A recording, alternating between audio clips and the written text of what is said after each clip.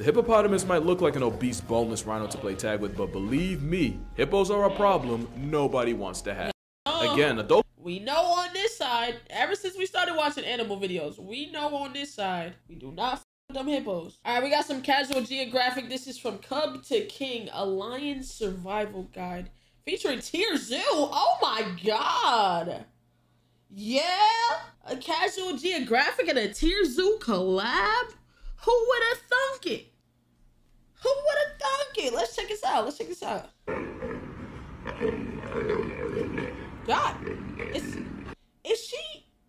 Shorty holding a tiger and carrying it down the streets?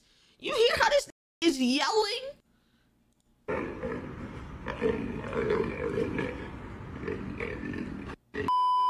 Holy cow, Cindy. Oh my gosh. Bruh, this, boy, I've seen this video before. Boy, I would have shit it. I know.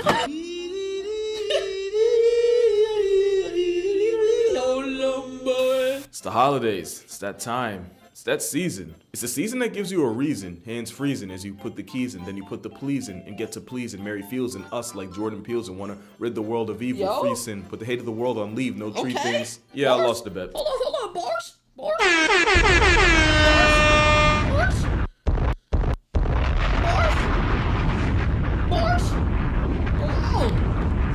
Hands freezing as you put the keys in, then you put the please in and get to please and Mary feels and us like Jordan Peele's and want to rid the world of evil, free sin, put the hate of the world on leave, no treat things. Yeah, I lost the bet. I'm sorry y'all had to hear it. It's the season of giving, and who better to give to than the less fortunate? Which is why if you're watching this and have thumbs, I thought hitting the button again was gonna make it stop. It started over. I'm sorry. season of giving, and who better to give to than the less fortunate? Which is why if you're watching this and have thumbs, this video's not for you. There's only like 20,000 something lions left in the world. For reference, the elephant empire is over 400,000 strong. So this is a comprehensive Cub to King guide on how to be a lion for lions. Obviously. Little disclaimer though, when I was researching, I found this guy stole my idea by coming up with it and posting it first. Now, but seriously, he's done this exact concept but with other animals. I actually watched his polar bear video. It's pretty good. Y'all should go check it out. But yeah, here's how to survive the horrifically traumatizing life of a lion. And if you're not a lion, respectfully get your Homo sapien hind parts out of here. It ain't always about you. Your story, like every other, begins at birth. I hope you enjoyed it, because that is the last time you'll ever know peace. This part is strictly luck, pure RNG. As a lion fresh out, you're born both blind and deaf. Stevie, what the fuck? Blind and deaf? Why are these babies born Helen Keller? Wondering about the world around you. So unlike hyena cubs who are born ready for smoke, you're as helpless gets. You can't even run until you're a month young. You're so defenseless that your mother has to take maternity leave away from the pride just to give birth. And that's because cubs have a 50% chance of survival in the first year. That shrinks to about 20% by year 2, and in the end, only 12.5% of lion cubs born get to the adult stage, while the rest become footnotes on a history page. As a cub, there's about 1,000 ways to meet Mufasa. Anything from eagles, to wild dogs, to the ops of Lion King can revoke your subscription to existing. Your mother will do her best by alternating hiding spots, but if they catch you while she's out grocery shopping, it's curtains, kid. There's also the chance megafauna like elephants and buffalo decide to invest in their future by canceling yours. Oh my God. We'll get to them. And obviously disease can be a major roadblock to your pursuit of happiness, but by far the biggest threat to your way of life, other lions. Really? A quarter of lion cubs born get murked by their own kind, and you likely already know the most common example. When a new male takes over a pride, one of the first orders of business is to put any genetic remnant of the past on a t-shirt. Getting What the hell? a stepfather means getting a step closer to an early grave. And while there's nothing you can do, some lionesses will resort to mating with as many males as physically possible. Having a mom more ran through than a yellow light on a freeway means she can commit paternity fraud. And the more males that think they're the father, the farther you have a chance of going in life. But it's not just the guys you have to worry about. Love can be conditional, and lionesses have been known to abandon sick cubs or even a healthy one if it's the last one left in the litter so that she can start over. That's right, you can get the death penalty for the crime of being an only child, and having a lot of siblings can be a desentient sentence too. Lionesses can have litters anywhere from 2 to 6, but only have 4 teats. I think you can see the problem here. Now, if you're lucky, you're born into a pride where the females sync their reproductive cycles like Bluetooth, meaning you can suckle whatever auntie or cousin's closest to you. Big pause on that. If you're not lucky, either lay down the law with your siblings or starve. So even though you'll need the Jesus Christ. That's fucked. grace of RNGesus to see your first birthday, I do have some tips for you. Play as much as you can and get good at it. Rest assured, everything you learned while playing will 100% come back later in life. Stay close to your mom. You're basically going to want to be her shadow, especially once she reintegrates back into the pride after a couple months. The other females might tolerate you, but the young teenagers play rough and can seriously rock your if your mom's not watching. Speaking of which, if you can survive all that for the first 9 months or so, congrats, you've officially made it to the awkward teen phase, or as I like to call it, the f around and find out phase. Because that's essentially all you're going to be doing. This is the phase where you're going to feel tempted to explore the world. So here are some tips so curiosity doesn't add you to its body count. That nigga got stuck. It might look like nature's massage ball, but the porcupine has about 30,000 ways it can discipline the youth. Adults are usually smart enough not to bother, but it's often the cubs not minding their business that get wounded. Those quills have sharp barbs that expand and push deeper into the skin until they eventually hit something important. It's a high-risk, low-reward situation, not even worth it. Testing a black mamba's worth even less, even though the Wait, what did that say? low reward situation, not even worth it. Testing a black mamba's worth even less, even though the snakes naturally shy and would rather run away than run a fade. They can and Fun fact. it's worth even less, even though the snakes naturally shy and would rather run away than run Fun fact that black mama can reach 12 miles per hour in short bursts. Wow. a fade. They can and will strike, and there'll be one less lion in the world if that happens. Jesus. Megafauna like elephants and rhinos are the two heaviest things walking the earth. Find out if you want to, but you might not live long enough to find out twice. But it's actually the third heaviest that might as well be the mascot of F Around and Find Out. The hippopotamus might look like an obese, boneless rhino to play tag with, but believe me, hippos are a problem nobody wants to have. Hell no. Again, adults We know on this side, ever since we started watching animal videos, we know on this side, we do not fuck with them hippos. normally know better than to press a fully grown homicidal war pig, but you'll often see a lot of your older, more experienced siblings test them. That is effing around, and this is what it looks like to find out. The pro tip, hippos spend all night eating and all day in the water. So you're going to want to avoid the riverbanks around dawn, since that's when the assault horse comes home. But as a cub, if there's one animal you want to social distance from, it's definitely this one right here. Because not only do buffalo travel in herds of hundreds, they actively seek revenge, and you might not have done anything to them, but this bull happens to have generational beef in your bloodline. Damn! Black Death will trample you into a chalk outline if they get the chance, and you can end up getting treed. He running sideways trying to avoid that shit. Black Death will trample you into a You look like, oh fuck. chalk outline if they get the chance, and you can end up getting That nigga is trying his damnedest not to get fucking cut. treed for hours by the whole herd, especially since they'll actively seek out lion cubs just like you to snuff. You can spin the block later, but for now, beef is not a regular part of your diet and it's something you want no parts of. Also, now that you're getting old enough, you'll probably be getting invited on hunts with the pride. But slow your roll, Simba. First, you'll start off watching from a safe distance. Talk about me. Talk about me. Talk about me. Little me. Little me. At about 15 to 16 months, you should be able to participate. But hunting ain't without its risks, so here's even more tips. Tip 1, stick to your weight class. Build your confidence by going for smaller, weaker prey, no EDP. Tip 2, learn from watching. Learning how to hunt ain't a one and done thing, and I can show you a graveyard full of cubs that thought otherwise. Tip 3, it's better to be late than early. You're probably gonna be super excited for your first hunt. It'll have you laying out your clothes on the bed the night before. But the worst thing you can do is break formation early. Not only does it ruin the hunt and send everybody home hungry, you can go from full-time standing to part-time. That's not real, right? That little nigga got yeeted. Not only does it ruin the hunt and send everybody home hungry, you can go from full-time standing to part-time in the Air Force. As you get older, you'll start exploring the boundaries of your family's territory, but just keep in mind that terrain can be just as dangerous. Trees are a good time, but keep in mind, as a lion, you're not a natural tree climber. It's not that you can't get up there, it's the getting down part that lions struggle with, and the bigger and heavier you are, the higher your chances of falling and dislocating something. Some cubs wait until they get stuck in a tree to find out. Don't be that guy. Jesus. Also, as a lion, don't cross a river unless you have absolutely no other choice. It's not because you can't swim, but because of what you might be sharing the water with. And if you think you can outswim a hippo, joke's on you. They don't even swim. They full send sprint underwater. Yup. But all that aside, this is actually the safest time in your life because at the end of the day, at least you still have the pride to fall back on. Enjoy it, because the hardest road is still in front of you. God damn. This is intense. There comes a day in every future Lion King's life that'll absolutely break your heart. The day you get evicted from your pride. There's new cubs to feed, and there's just not enough to go around for you to stay home. Plus, staying would mean double dipping your DNA the royal way. So one day you'll wake up and you'll no longer be welcome. At this point, you're 2 to 3 years old with all the tools to survive. But it'll be the first time you've ever been alone in a world that preys on the weak and isolated. It's a rite of passage every male must go through, and I'm here to help you through it. First, prepare to walk a lot. Male lions starting out can travel hundreds of kilometers away from their birth pride looking for their own place. And as a bachelor with no land, the only place you can live is on the outskirts or the dead space between established territories. That's because trespassing is a crime punishable by soul divorce. And you might look like a legal adult, but there ain't enough hair on your mane to square up with a property owner. Yet. To avoid confrontation, pro tip, learn to listen to the sound of roaring in the distance. Roaring is how prides mark their territory, and as a newbie, you'll learn to walk in the opposite direction of it. But rival Leos ain't your only worry. You're not the only predator on the plains, and knowing how you match up with the others is essential. But lucky for you, I brought the perfect guest to talk to you about just that.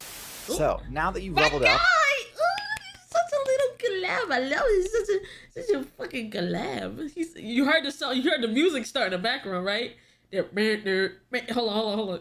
Lucky for you, I brought the perfect guest to talk to you about just that. So, now that you've leveled up and unlocked the nomadic questline, it's important to understand how the lion build matches up against all the other predator builds in the African meta.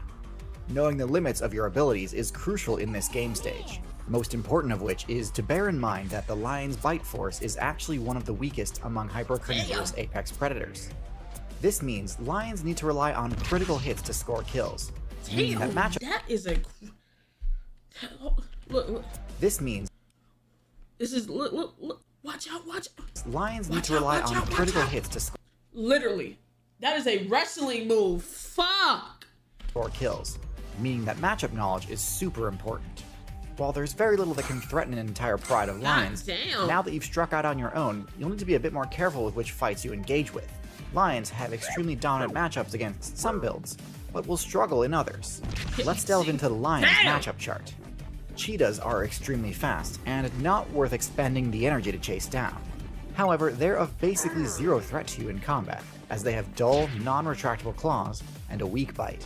In fact, they're so frail that they'll rarely put up a fight defending their own kills. This is a highly exploitable weakness that you can use to score free XP. They're most active in the mornings and evenings, so be on the lookout for them to see if you can spot an easy mark. Leopards are the largest felid predator in the African server, other than your fellow lion players. However, because they're solitary and slightly weaker than a lion, it's unlikely that they'd ever challenge you to a fight. They're better climbers than lions, and will usually drag their kills up a tree to make them harder to steal. But if the opportunity arises... Bro, that lion was up there trying to get that shit, bro, look. Will usually drag their kills... That nigga is not... You are not opium. You're not built for that. Like, you can get up there, but look at how messy you up there. He was up there nice and calm and chilling. Up a tree to make them harder to steal. Now, you know, fuck the whole tree up for the whole... If the opportunity arises, they can still be worth bullying. Baboons are perhaps one of the most often underestimated builds in the African meta. They're surprisingly powerful, with wicked canine teeth and a bite force nearly as strong as a lion's. Individually, they don't really have enough HP to be able to outlast a lion in a fight, but baboons just about always roll in large groups, so it can be quite dangerous engaging in battle with any of them. In addition to... Let him get up! Let him get up! They was jumping at me! large groups, so it can be quite dangerous engaging in battle with any of them. In addition to being dangerous in and of themselves, baboons can be an absolutely massive problem for any predator player looking to score a meal. They will alert herbivore players to your presence, thwarting any hunting attempt they witness. That is, unless you can make the baboons your allies instead. Herbivore players trust baboons for their vigilance, but if you can cut a deal with them, they may deliberately fail to sound the alarm so long as they have assurance that they won't be the ones attacked. Better for them if the local apex predators have full bellies. Hyenas are another example of a build lions can easily handle one-on-one, but because hyenas also tend to form large packs, a lone lion needs to be really careful when trying to steal a kill. In fact, it's not uncommon for hyenas to steal a kill from a lone lion. Hyenas have extremely powerful jaws that can inflict serious bleed damage, so lions can't risk tanking too many attacks from a pack of hyenas. Damn. Now that we've gone over matchups, let's talk about how to get the F word you've probably been waiting for. Food. Oh, you thought I meant, yeah, hit the brakes, young bull. Priorities. Food is the most important resource as a nomad, and knowing how to get it without also getting slapstick to death is vital. A misconception is that male lions don't hunt. You can, and you're just as good as the girls, you just gotta know your game. Your big frame and poor stamina means you are strictly an ambush hunter. This strat's pretty simple. Stalk your quarry from tall, dense shrubs until you're close enough to close the gap, then use your brute strength to overpower them, and then, congrats, you have just made a kill. You'll want to build your confidence with low risks like gazelle or kudu. If you want pork products, try warthogs, because ain't no Hakuna Matata when you can be dead in the manana. Soon you'll graduate to zebras or young hippos. Eventually you'll have all the tools to take down a buffalo, and I'm gonna just say this right now. A huge part of your success as a lion depends on your ability to murk 1,000 pounds of meat and muscle. A steady diet of buffalo can take you from a scrawny underling to an absolute motherfucking unit. Jesus fuck.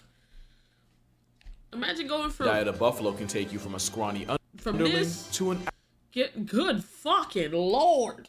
Absolute motherfucking unit.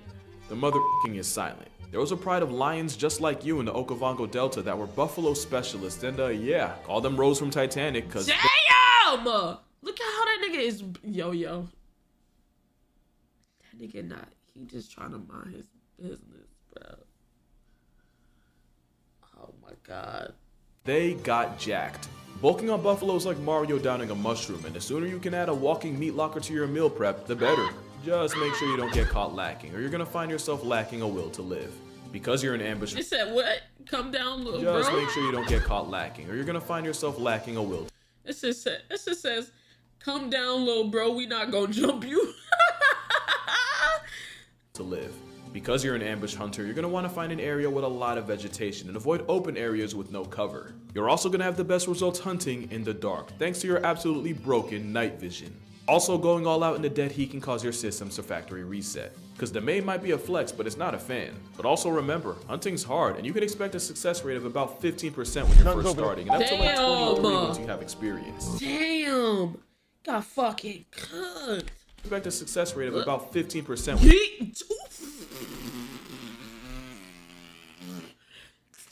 God damn, that hezzy is good. Fuck. But it's not a fan. Bruh. But also remember, hunting's look, that nigga said, got him. hard. Look, And you can expect hold on, slow it down. a success rate of about 15%. Look. 15%. Look, this looks like you're trying to stop so hard. That nigga said, got him. Damn, gone. Just like, golly. Damn.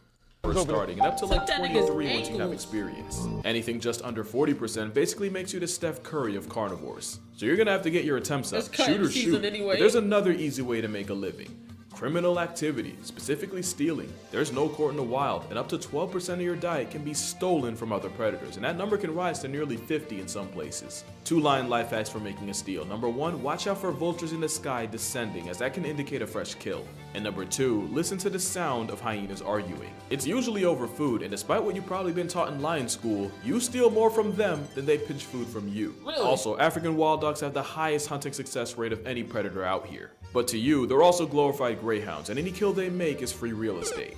But yeah, I'm not gonna lie to you, this will likely be the worst time of your life. You're alone, always hungry, and there's always a chance a bigger lion comes in and turns you into a rug.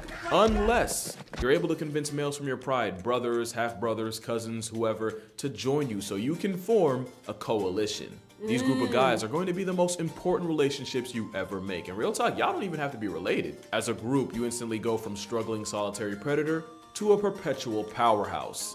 It's like Jordan, Pippen, and Rodman on the same team, except now it's the Bulls that get spanked. These are important bonds that can last your entire life. And there's no better way to let your brother know you appreciate him than with a good old friendly forehead rubbing. Aw, y'all are adorable. Your coalition can have 3, 4, hell, up to 6 members on the team. And together, hold on. Oh, we like that. We like that. That's a motherfucking, that's a power team. That's a, jeez. Possible. The Mapoho Coalition was a squad of 6 that flexed over 260 square miles of territory, murked over 100 lions in their time, and likely got it on more than Genghis Khan.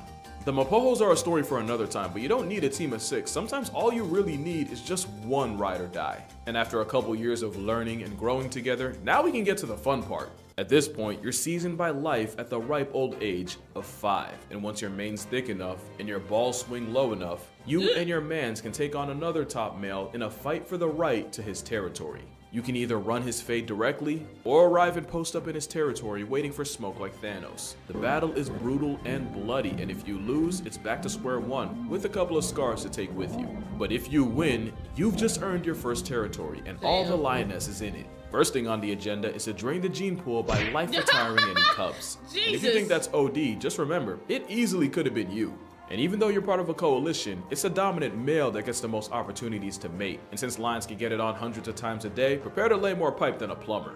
But since no one man can handle that much lionessy, even if you're second or third in command, rest assured, you will get your chance. Before you know it, you'll have cubs of your own, and congrats, you have officially become a lion king.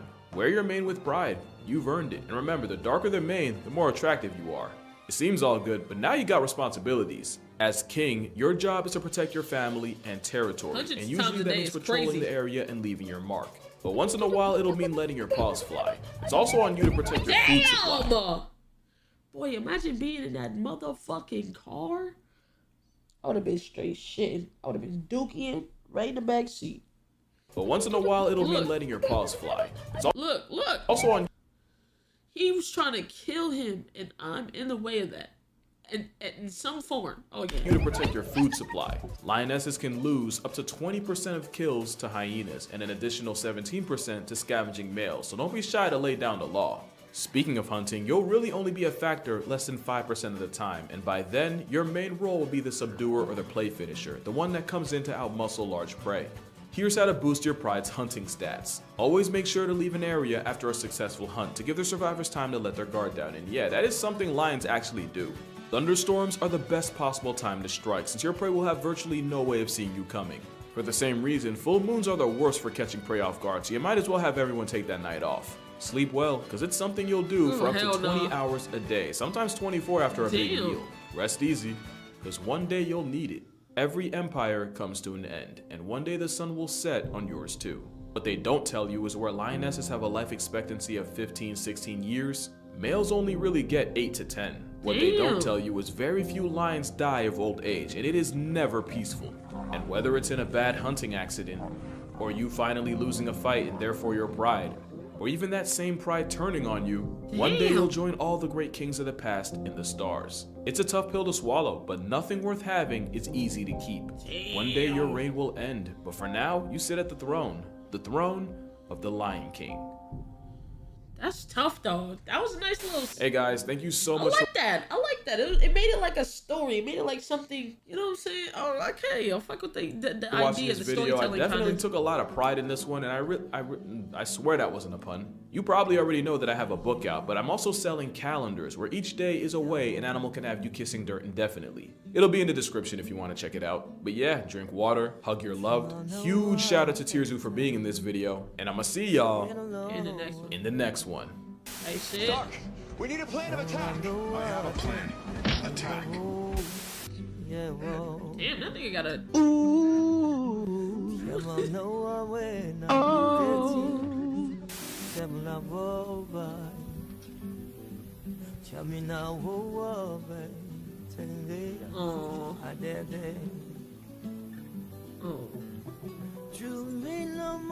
W video.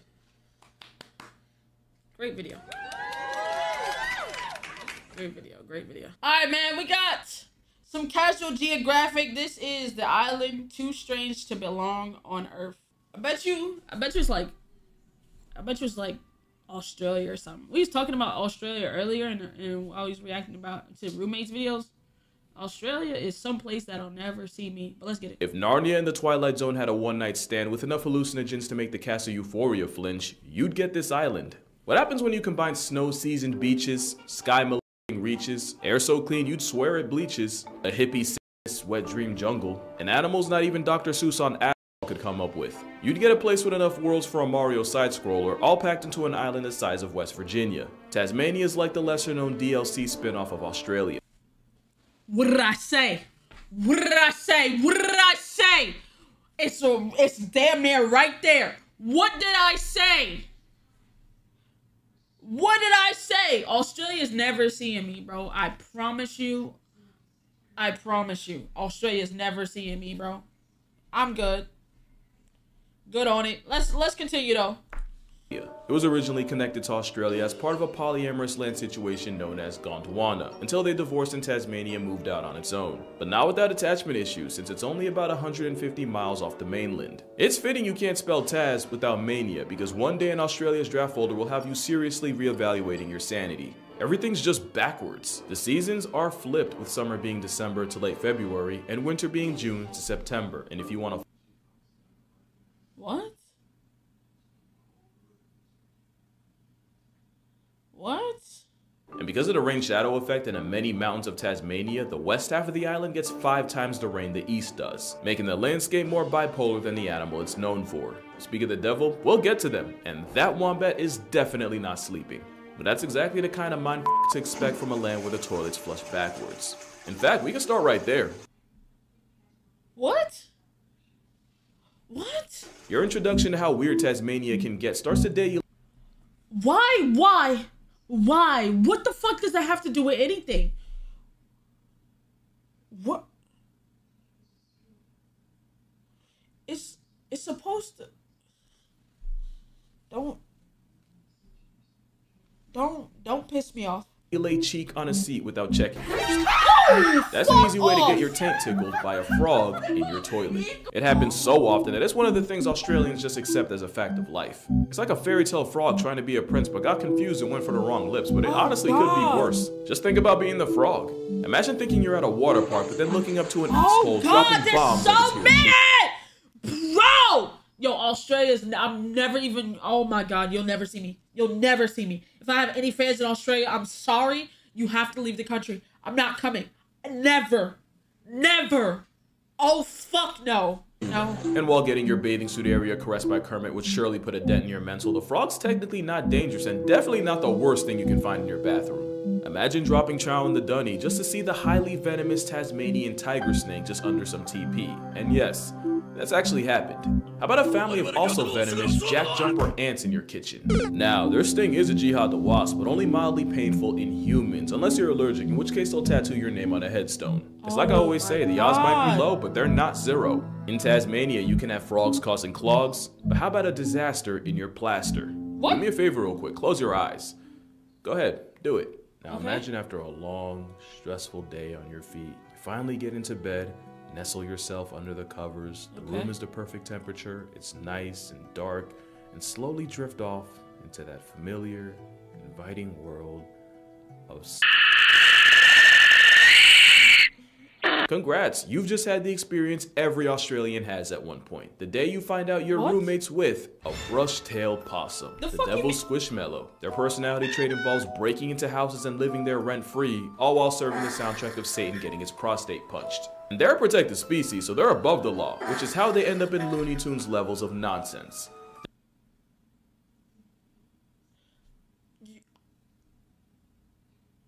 You can't kill it?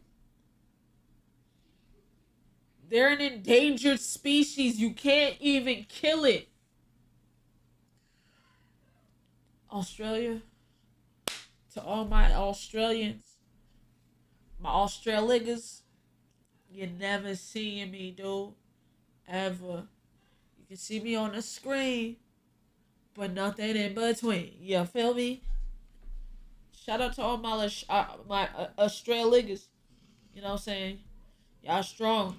There was one time a brushtail broke into and trashed some woman's office, but in his defense, he's sorry. This possum broke into a bakery, and I guarantee you sorry is the last thing, well, other than half-digested pastries, coming out of his mouth. In their defense, they are cute, and their vision might be poor, but they'll still peek at you. They're living proof that out of fight or spite, life in Tasmania will find a way. Take these rocks for example. The rocks, called dolerite, were formed by magma getting pushed up through the crust, kind of like a pimple that can extend up to 300 meters above the sea, or just under 1,000 feet.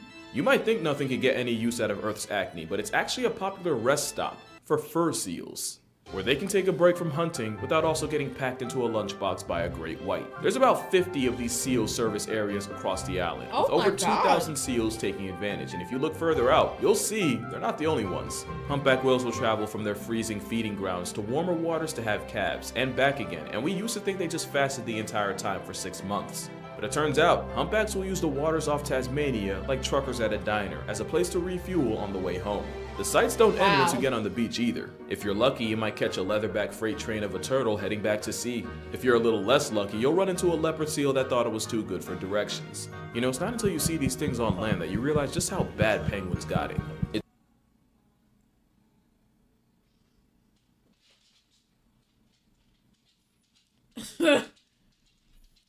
You know what?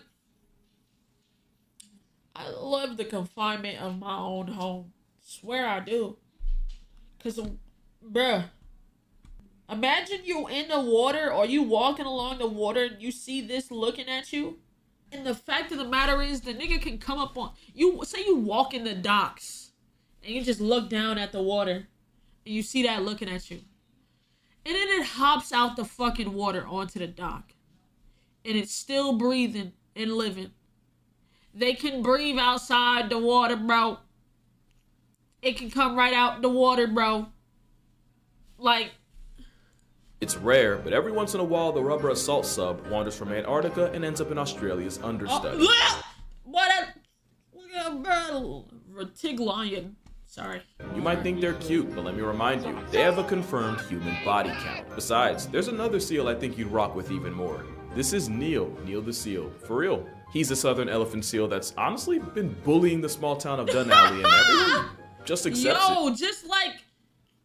Just out the water. Look, he got a little snail trail, bro.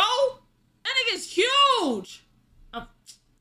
Cause Neil is the law and the landlord. Elephant seals are notorious for their intrinsic disdain for human infrastructure. Neil is no different. As far as he's concerned, it's his town. Y'all just renting it. All that adds up to a plus-size pinniped with an attitude problem. An attitude everyone just puts up with because isn't that just the most Australian f***ing thing you could do? And apparently Neil's still out here being a menace, so if you live in— You got me fucked up.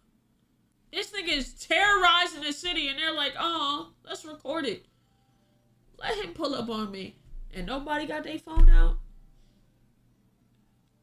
Neil the seal is Neil the no more, especially at nighttime. Oh, I ain't know what that was. Boy, I hope you bulletproof, cause this finna hurt. Tasmania, you might just get a visit from him. Just make sure you have a sick day in the chamber in case a 1,300-pound sausage decides to park in front of your car. Oh, hell and because Tasmania, you can go from a diet Jabba the Hutt on your lawn to the world's smallest penguin. Fairy penguins spend most of their time at sea, but once a year they'll return to land to shack up, get a nice burrow, and eventually start a family. The penguin dream. It's adorable until they choose to shack up under your house and you find out what a pint-sized penguin vow renewal sounds like.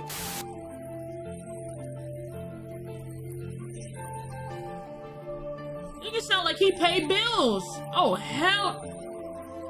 I owe you an apology. But since Australia is nothing but a compromise with nature, they get the same diplomatic immunity as Neil. There's even places where you can watch hordes of travel-sized blue penguins coming home after a long day at sea. And if you're really lucky, you'll see what happens when he comes home to his wife getting her plumbing fixed by someone else. Pro tip though, they don't like bright lights, but they're chill around red. I don't really know why, but them's the rules. Speaking of rules, you probably heard of island gigantism, where animals become the supersized version of themselves if they've been marooned long enough. Tasmania is no exception. The difference is it led to the biggest tree in the world. This is Eucalyptus regnans. Excuse me? Yeah, oh, I don't know how many times I done said it, but I'm gonna say it again. Australia, you don't ever need to see me, Booski. Ever. Ever. Ever. It's one of the few trees with a pyro-king, since they can only reproduce by releasing seeds from pods after they've caught on fire. But because of the rain-shadow effect and one side of the island getting way more rain than the other, it also means way less fires. So they kinda just keep growing. Not only can they grow taller than the Statue of Liberty at over 300 feet, many of these trees are well over hundreds of years old since that was the last big fire. Some of the oldest can be 500. That's half a millennium of waiting to spread their seed. Talk about getting pushed to the edge. That's how you get these prehistoric, almost alien-looking Jurassic playgrounds dominating the western half of Tasmania. These not only make it one of the biggest temperate rainforests in the world, but Tasmania is one of the few places on Earth with a negative carbon footprint. And I believe it. Just looking at this, I could tell that O2 hit different. But also don't forget, the same island... You could probably breathe the fuck out of this air. Shit probably crisp as fuck. That's just over 150 miles from Australia is also a little over 1,500 miles from the frostbitten loins of the land, Antarctica. So technically it should be no surprise it can also get a good amount of snow, even at the beaches. And maybe it's just me, y'all can let me know, but I had no idea kangaroos could be around the concept of snow. I did not think that was... Where's this information? Do I not know enough about animals? I might not know enough. Something they had to deal with. But yeah, the forests of Tasmania are definitely something out of a fever dream. Stevie Wonder could walk through it and see that. Mostly because you don't even need to see. The soundtrack of the Apple Isle is trippy enough. Like the kookaburra, the bird who carried the careers of sound engineers by being the stock voice of the jungle. And if you've ever watched Flipper or that one time SpongeBob tested the FCC, both of those were just a sped up, cracked out call of the kookaburra. Also, they're not even native to Tasmania, but were brought in to violate snakes. So were lyrebirds, except they were brought in for their own good. And lyrebirds are able to mimic anything around them, and not just other birds.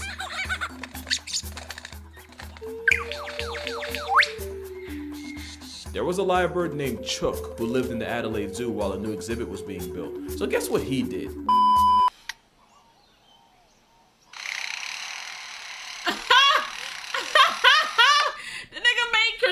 Noises. Nah, that's actually hilarious, bro. Nigga, is that a hammer?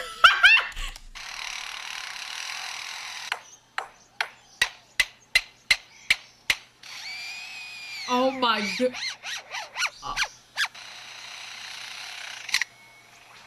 And here you have a lyrebird imitating a child. And while cosplaying as a chainsaw is cool, the gaslight potential is too outrageous to not be acknowledged. There's other birds too. You probably know this as a carnage happy hell Tweety and a literal black Air Force. Oh my. But Tasmania. Yo. Did that shit dig in her fucking eye?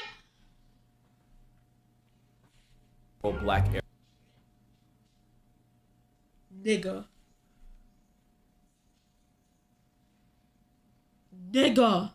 Air Force. But Tasmanian magpies don't swoop, and neither I nor science have any idea why. Also, I don't know what I thought a goth canary sounded like, but it certainly wasn't this. I'm as confused as you. If you look up into the trees, you might find the eye-catching Tasmanian rosella, or the tawny frogmouth, which is quite literally the opposite. Truly a Muppet of a bird. It is! But it's the Muppet Tasmania deserves. Oh, nah, that nigga got an attitude problem. Look at it! The opposite. Truly a Muppet of a bird. But it's that nigga got an attitude problem for sure, bro. The Muppet Tasmania deserves. And then you have the nightjar. A little known fact about them is they actually have an even smaller Siamese twin of a bird right by where their beak's supposed to be. And now you'll never be able to unsee it. But that's not even close to the weirdest animal in Tasmania.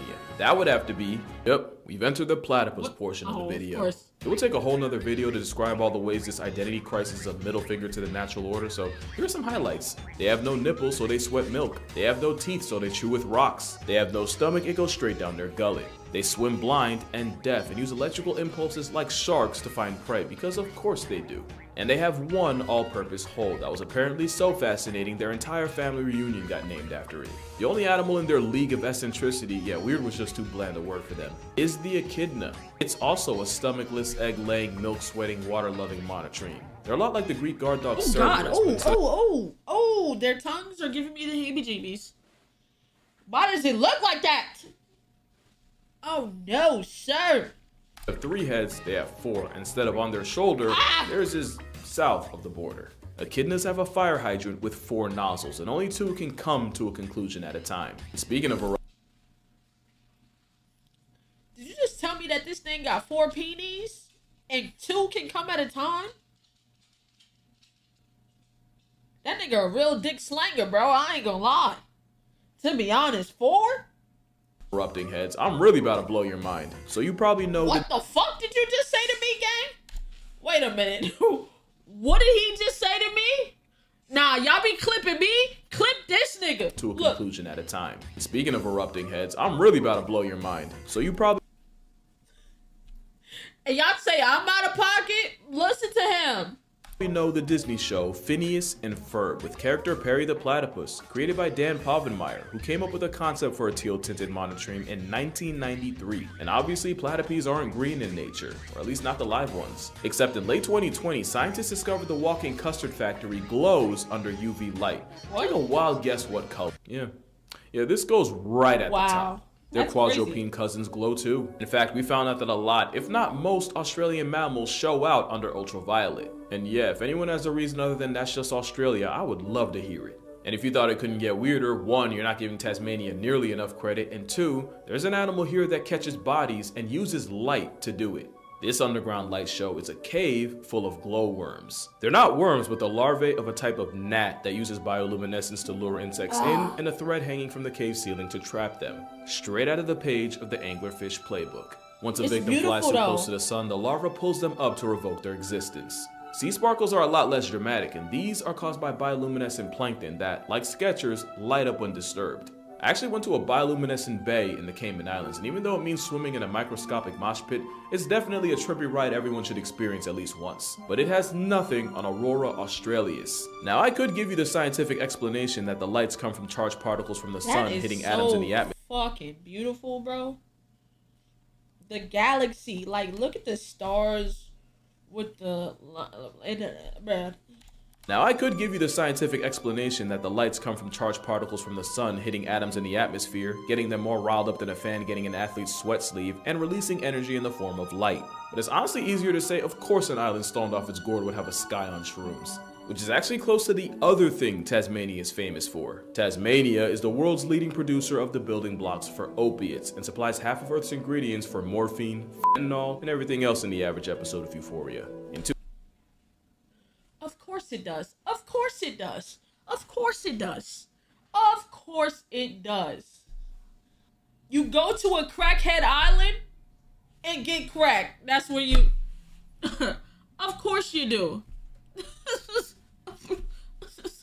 Like, let's go to the wildest island and get the wildest shit. You know what I'm saying? We're finna go on a trip in your favorite rocket ship. Fuck. Mysterious crop circles appearing in fields had farmers all forms of befuddled, until they realized it was just wallabies downing poppy plants, getting more cooked than the ops of Sweeney Todd, and hopping around in circles until eventually passing out. There were respected members of the scientific community that said it was aliens. Whole time it was an economy-sized kangaroo eating enough product to have Horton hearing a who, what, and a how. Cockatoos get lit off it too, but at least with them they're only feeding after the seeds and not just getting higher than their wings can take them. But wallabies walling out is a problem for one very crucial reason. Tasmania is also the roadkill capital of the world. It's said that 32 auto-assisted census subtractions occur every hour. And since wombats are walking cinder blocks with a rear end of retribution, they have the potential to drive a literal wedge between your car and the road. Leading the world in furry four-wheeled flatlines is bad for them, but great for one animal. This wombat's in a nightmare, but he's not dreaming, because Tasmanian devils will live up to their name by feeding on carcasses from the inside out, to the point oh my god, where they'll have a food coma while bowels deep in the dead and decaying. And at the size of a small dog, devils have the most damaging bite relative to body size of any mammal. Clearly Brushtails took voice coaching from them, since they literally got their name from settlers touching down on Tasmania and hearing what a devil dinner party sounds like. But they're pretty well known, unlike their close cousin the quoll. I don't know how they fly under the radar, because where devils are mostly scavengers, quolls mostly eat what they kill. And considering there have been over 100 cases of quolls feeding on human remains, 111 to be exact, that devil title looking real fraudulent. Quolls also have an alternate black morph, proving that any animal with an Oreo colorway lives on demon timing. The Tasmanian devil's biggest op is their own kind. They're so bite happy that it's a big reason for the spread of devil facial tumor disease. And considering biting's basically what? You don't ever need to see me, cause what the fuck is that? Foreplay to them. It's like an STD that's done an absolute number on their population, and there's a real fear it can cause them to go the way of the thylacine. The thylacine's been called the Tasmanian tiger or the Tasmanian wolf, but it's actually the other dominant predatory marsupial and one of the few times an animal got gaslit into extinction. Bounties were put on their heads, and not only were people saying thylacines were murking 50,000 sheep a year in a place that didn't have more than 40k max, later evidence says that their jaws might have been too weak to even murk a sheep. To be fair, if that's true, nature set them up.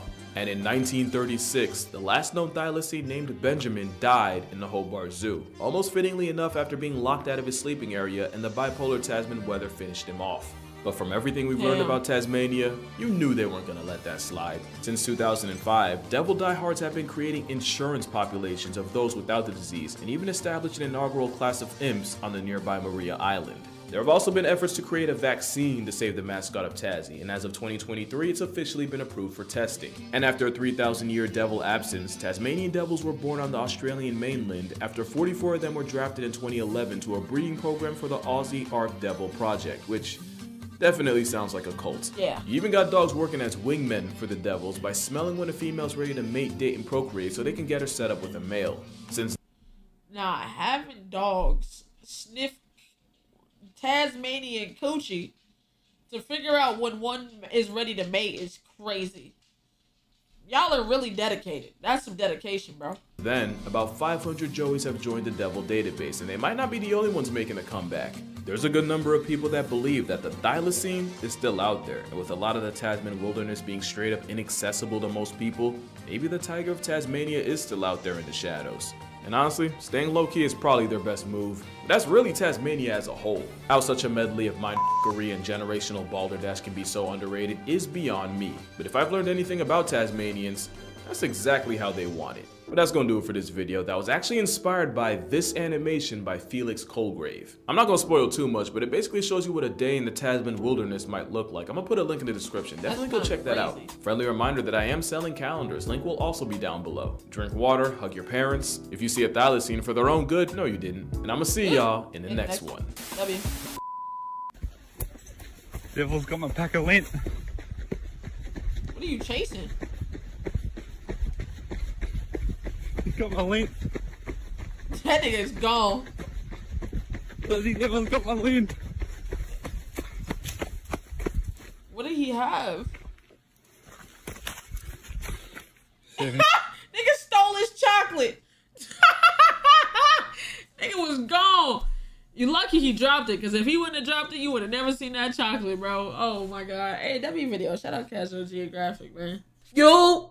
What's good? What's going on? With your girl Simba, and it is time for another mother reaction. Okay, today we are fit to check out another tier zoo video. This is the fish tier list, so you fit to check it out. Before we do that, if you are new here, make sure listen. If you are new here, make sure you are subscribing. 200K, it's the goal. That's what we trying to touch those. You know what I'm saying? So with that being said, let's just get into it, man. Let's check out this fish tier list. Both casual and competitive players, and make up the vast majority of the aquatic player base.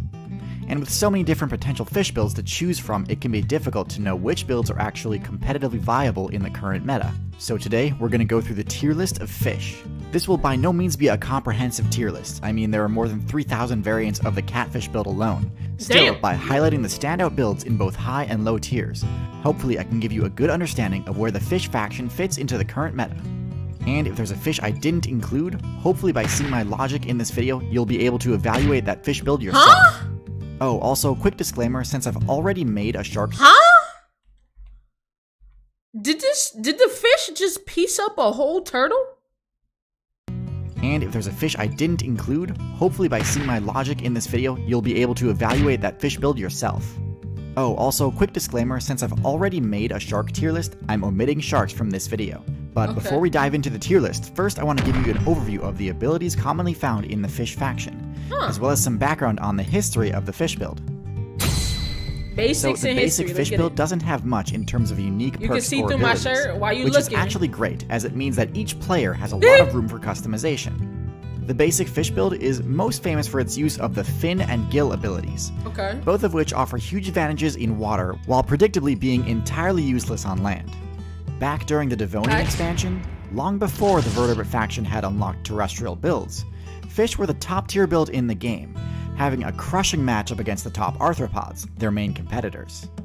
In today's meta though, fish have to compete with a lot more than just arthropods, and typically place below the top marine builds like cetaceans and cephalopods. And with the nerfs to the Placoderm armor ability that fish used to have access to, fish have had to get creative with their game strategies in order to survive the current meta. Now let's get into the tier list to see which strategies and abilities are worth speccing into if you're a fish player. Seahorse? Seahorses are an extremely strange build with the lowest mobility stat of any fish in the game. This mobility stat is due entirely to their strange choice to spec into the prehensile tail ability at the cost of all but one of their fins. Now don't get me wrong, the prehensile tail ability can be extremely useful, especially for arboreal builds that use them to tether themselves to trees while keeping their hands and legs free for foraging. For a marine build though, I think there are better choices available.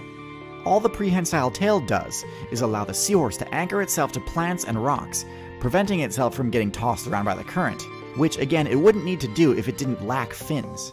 Now, they do have pretty solid armor, which You know what? I didn't think about that, bro. I didn't think about that. Fish, I mean, seahorse really don't have, like, they just have that shit on the, they don't have fucking fins. I don't even know how they be moving. It just seemed like they floating. Listen, on God, bro. But their extreme lack of mobility means the seahorse cannot dodge attacks. This leads them to getting smacked around by any player who feels like it, even ones without any special combat perks. And with their best matchup being against Plankton, to me there's no way the seahorse places any higher than F tier. Put that boy F tier. Also in F tier we have the ocean sunfish. This probably isn't too shocking given that the sunfish is famously bad at defending itself. But for those unaware, the ocean sunfish has the highest HP stat of any fish in the game, and relies on its giant size for protection. Similar to the seahorse, the sunfish's other stats are all extremely low, and because of this, the sunfish gets bullied hard by many of the common marine threats, both large and small. They get torn to bits and tossed around particularly badly by the mammalian player base. Sea lions and orcas. Why do they look like that? Look at how it's built, bruh. This fish kind of ugly, badly by the mammalian player base. Sea lions and orcas in particular love flexing their superiority over the largest fish build in the game. But the sunfish has another huge weakness: parasites. That fish kind of ugly, I ain't gonna cap. See, the sunfish has soft, mucus-coated skin instead of the scales traditionally used by fish players. This makes the sunfish more vulnerable to parasites, which unfortunately means that even the best sunfish mains have to play while suffering from a wide variety of debuffs from parasite infestations. Ew. The sunfish players often solicit the help of support mains like the wrasse and shrimp to help cleanse themselves, and may even sit at the water's surface to give bird mains the chance to attack the parasites. The gigantism strategy is usually a pretty reliable strategy for avoiding attacks. Elephants, whales, hippos, and rhinos are generally safe from attacks once they reach their max size. However, I think in order to make the strategy work, you need to actually be able to strike back to discourage repeated attacks. Otherwise, you're kinda just a damage sponge and will have your HP slowly whittled down, as we often see happen to the sunfish mains. So because of all these vulnerabilities and over-reliance on support players for help, I have to place the ocean sunfish in F tier. The flying fish is a build with an extremely unique playstyle centered around maximizing mobility. By putting a huge amount of evolution points into their fin trait and mobility I've never seen this fish. They've actually gained the ability to glide through the air for surprising— What the fuck is that? Y'all seen this? Have y'all seen this fish? Am I bugging? Like I've never seen this fish a day in my life. Long distances. This is useful as an escape option when being attacked by a larger fish player. However, as unique a move as this is, I actually think this is a pretty poor strategy overall. Being airborne might put you out of range of an attack from another fish, but it's by no means a safe position, and in many cases is actually seriously disadvantageous. Without any way to dodge attacks midair, flying fish are extremely vulnerable to bird attacks, which kinda nullifies the benefit of escaping an aquatic pursuer. And in addition, with no way to change direction midair, It's actually not that difficult for said fish player to just intercept the flying fish's landing. So overall, not that useful of an ability, tacked onto an otherwise unremarkable build. Salmon. Also so in delicious. D tier we have the salmon family, which includes the fish builds like the trout and the char. This build actually has some pretty impressive stats, with high mobility being pretty much required in order to withstand the constant rushing flow of the rivers that they use as their respawn points. Similar to the flying fish, this playstyle is also highly vulnerable to disruption from non- Okay, I knew that. Bears be fucking them salmon up. I ain't gonna cap, because I be fucking them salmon up. You know what I'm saying? Salmon is a good ass fish. That shit jump out the water. Let me get that. You know what I'm saying? It was funny. Fish literally did a drive-by. So, like, yeah, I think it kind of downplays itself. Like, if you're literally flying out the water, you're flying right into a fucking thing. I said a bear, didn't I? Don't fucking confuse me. But you're literally flying into, like, the bear don't have to fucking put its face in the water. You literally just fly into its mouth. Aquatic players. As impressive as it is that salmon and trout mains are able to make these insane jumps, the sad truth is that the thing that they're most well known for is being an easy source of XP for carnivore players. Now, this jumping ability is also useful for attacking flying builds midair, but the salmon's power stat isn't quite enough to be able to take down anything that isn't far below their weight class. Damn. Okay, catfish. At the bottom of C tier, never had the catfish, one of the tankier builds on this list. That's the one fish that looks like the most people catch the most. With a bulky yet versatile stat spread. A lot of players undervalue the catfish and see it as low tier trash due to it being a bottom feeder, not realizing that they've actually got a few decent unique abilities, most important of which is their venom. Rather than speccing their fin appendages to do things like flying or flexing, the catfish build spec'd into fins that have barbs on them, which can deliver a venomous sting. While their venom usually isn't able to deal lethal damage, it's a bit too graphic for me to show here, but seriously, go watch this guy's video. Catfish are not something to mess with. Yo, I've seen that before. I've seen like a catfish swallow a person's whole hand. Like they were like literally chomping on their hand. It's crazy. Still a decent defensive ability. It does have its weaknesses though, particularly to long, disjointed hitboxes, such as the spear-like beaks of some bird builds. Nonetheless, the catfish is still a reliable and easy-to-play build, being omnivorous and able to gain plenty of XP simply by digging through the mud for scraps. Also in C tier we have the archer fish, the only fish build with the ability to use a ranged attack. This projectile deals essentially 0 damage, but it's by no means useless.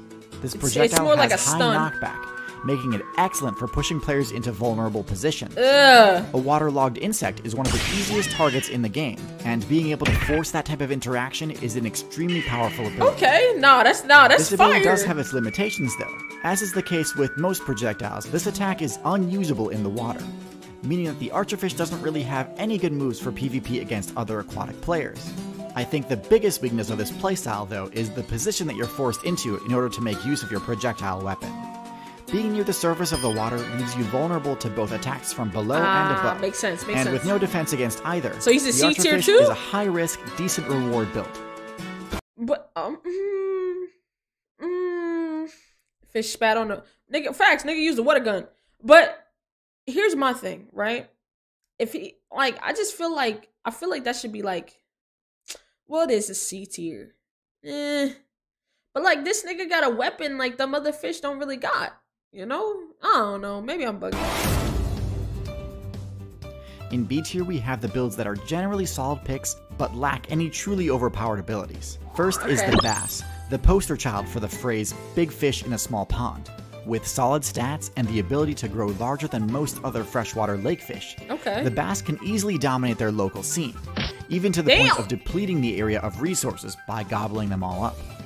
Their generalist nature and large jaws mean they can prey upon just about anything from smaller fish to crustaceans to even builds like frogs and alligators. While there's not that much that's flashy or unique about this strategy, there's no denying that the bass is a consistent threat in the pond meta, and I consider them the gatekeepers of the higher tiers. Also in B tier we have the fish faction's premier support class, the Cleaner Ross. The Cleaner Ross specializes in cleansing larger fish players of parasites, providing an extremely useful service in the form of removing debuffs from any fish player in need, similar to the oxpecker on land. Parasites are a major threat to fish players, so it's no surprise that oftentimes even top-tier builds like sharks will add cleaner Ross players to their party. Nah, that's Ross fire. do have to rely on their reputation to protect them though, and while betrayals during cleansing sessions are rare, swimming into a mouthful of dagger-like teeth is not without risk. Nah, that's crazy. Nah, I think that's just because, like, think about it. The fish know not to eat certain fish because the fish is literally helping them and getting rid of the parasites. That's mine. Like, something flying into my mouth that I really eat. You know what I'm saying? My normal food, I eat a fish. I'm a fish. I eat a fish. And a fish flying to my mouth. Maybe one day, chomp. You know what I'm saying? But the fishes know. You know what I'm saying? Nah, that's not the one that you eat. He gonna help you out. You know what I'm saying? W reputation. You know what I'm saying? Alright, now we're in A tier, and this is where things start to get a bit overpowered. First, we have the Pickerel Guild, which includes the pike and muskellunge, the most fearsome freshwater fish in the game. What? These vicious fish builds are highly aggressive and attack anything in or around their domain, from fish to birds to mammals and even humans. Their powerful jaws sport sharp crocodile-esque teeth, which deal serious damage and grip their target, preventing their escape.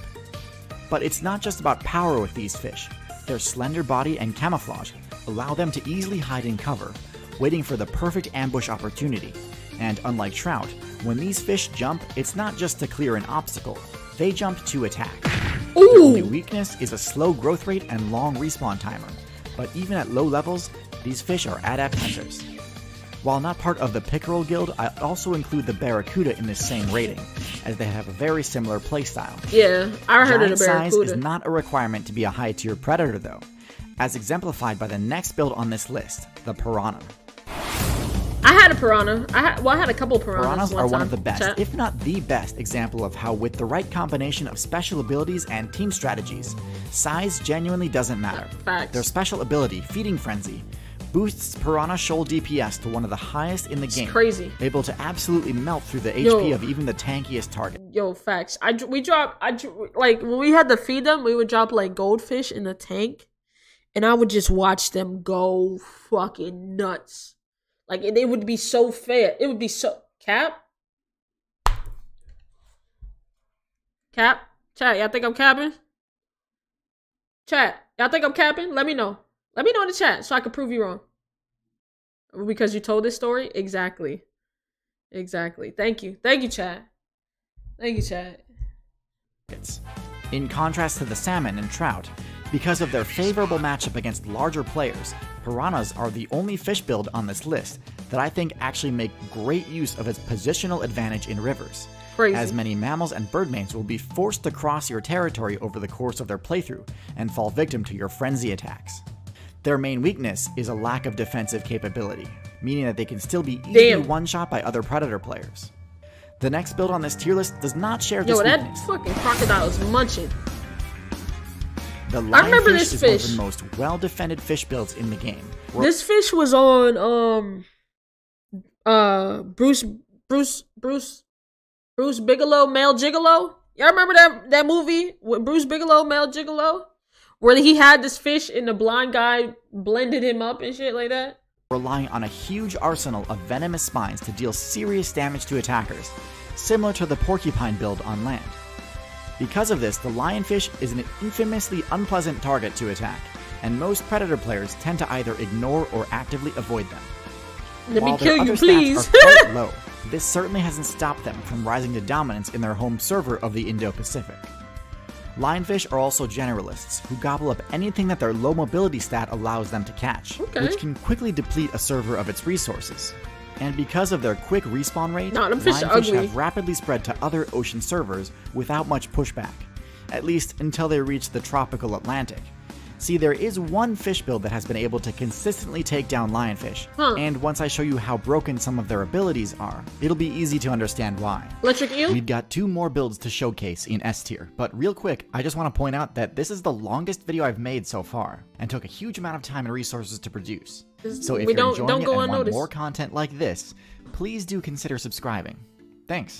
Hit the like button, and I'm already subscribed. The moray eel is one of the most uniquely powerful fish in the game, with a set of strange yet highly functional abilities. We saw a video about an eel. Yeah, we saw a video about the marine monsters and shit like that, like 2 days ago. The eel ain't shit to play, bro. That eel and squid fight was crazy. Eels ain't no joke, bro. Well-placed base stat allocations. So first, their stats. While the highest aquatic power rating falls to sharks and whales, a close runner-up is the moray. Their teeth resemble broken glass and can do similarly brutal damage in combat. Their mobility is surprisingly high for a fish that lacks pectoral and pelvic fins, but in addition to having great maneuverability in the tight spaces of a reef, they're capable of some pretty impressive bursts of speed too. Their stealth may seem low due to their vibrant coloring, but honestly, bright colors are everywhere in reef servers, so they don't stick out too much. In fact, their ability to contort and fit into crevices and other tight spaces gives them a pretty huge advantage for ambushing other players. Where things get interesting though is with their defense.